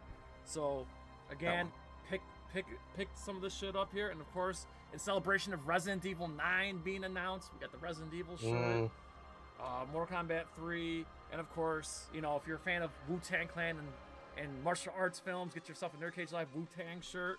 If you love your Godzilla movies like I do, get your NerdCage Live versus Everybody shirt. You know, N64 logo, Zelda, you know, like I said, any size, any color, PlayStation, Dreamcast, MCU, another Godzilla design. Of course, we're huge Rocky fans. We love boxing and MMA, so get yourself a NerdCage Live Prediction Pain shirt. So, yes. And of course, social media, nerd_cage on Twitter and Instagram. We have our Facebook discussion group. Hop in, just keep it civil, no politics. Post whatever you want to post, promote whatever you want to promote. And of course, we have a Discord server as well. We love to hang out with you there. So thank you very much to all these fine gentlemen. Not only that they are fantastic content creators, I am the luckiest nerd on the planet to consider them my friends. So please sub them up, follow them on social media, all that good stuff. And of course, we please ask you to like, comment, subscribe, ring that bell, spread this shit like Shao Kahn's empire, so the USA from yours through the land of the orange of Syracuse, North Carolina, friends and fans around the world at NerdCage Live, TabMuck99, F.A.T.E, and TotalMK. As always, enjoy life, stay safe, eat your vegetables, do your push-ups, go to the gym. Good night, God bless, and have the best day of your life. And thanks to the Links Cult for coming in too. Appreciate you. Yes, the chat was wonderful. Thank you very much, everybody. You guys were great. Good night, everybody. And of course, check out our Cynthia Rothrock hype promo. Booyah.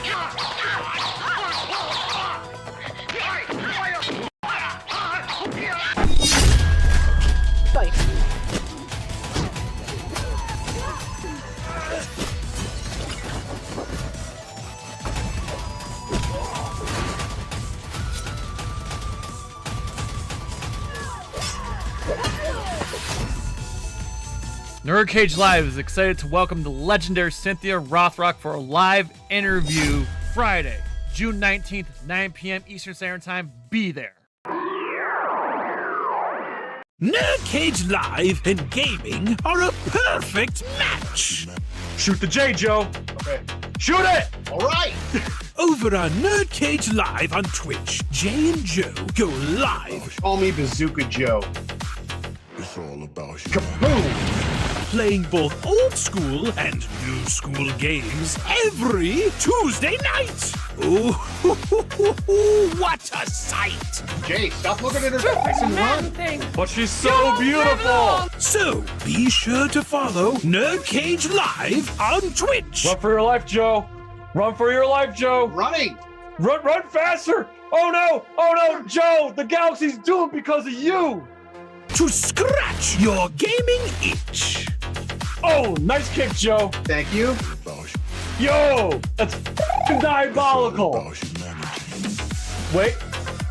Yo! That's twitch.tv/NerdCage Live. Ooh, trying to get out of the nerd cage, are ya? Well, before you go, hit that subscribe button. And if you're really intrigued, ring that bell. Thank you for dropping by. Until next time, tell everyone you know about NerdCage Live!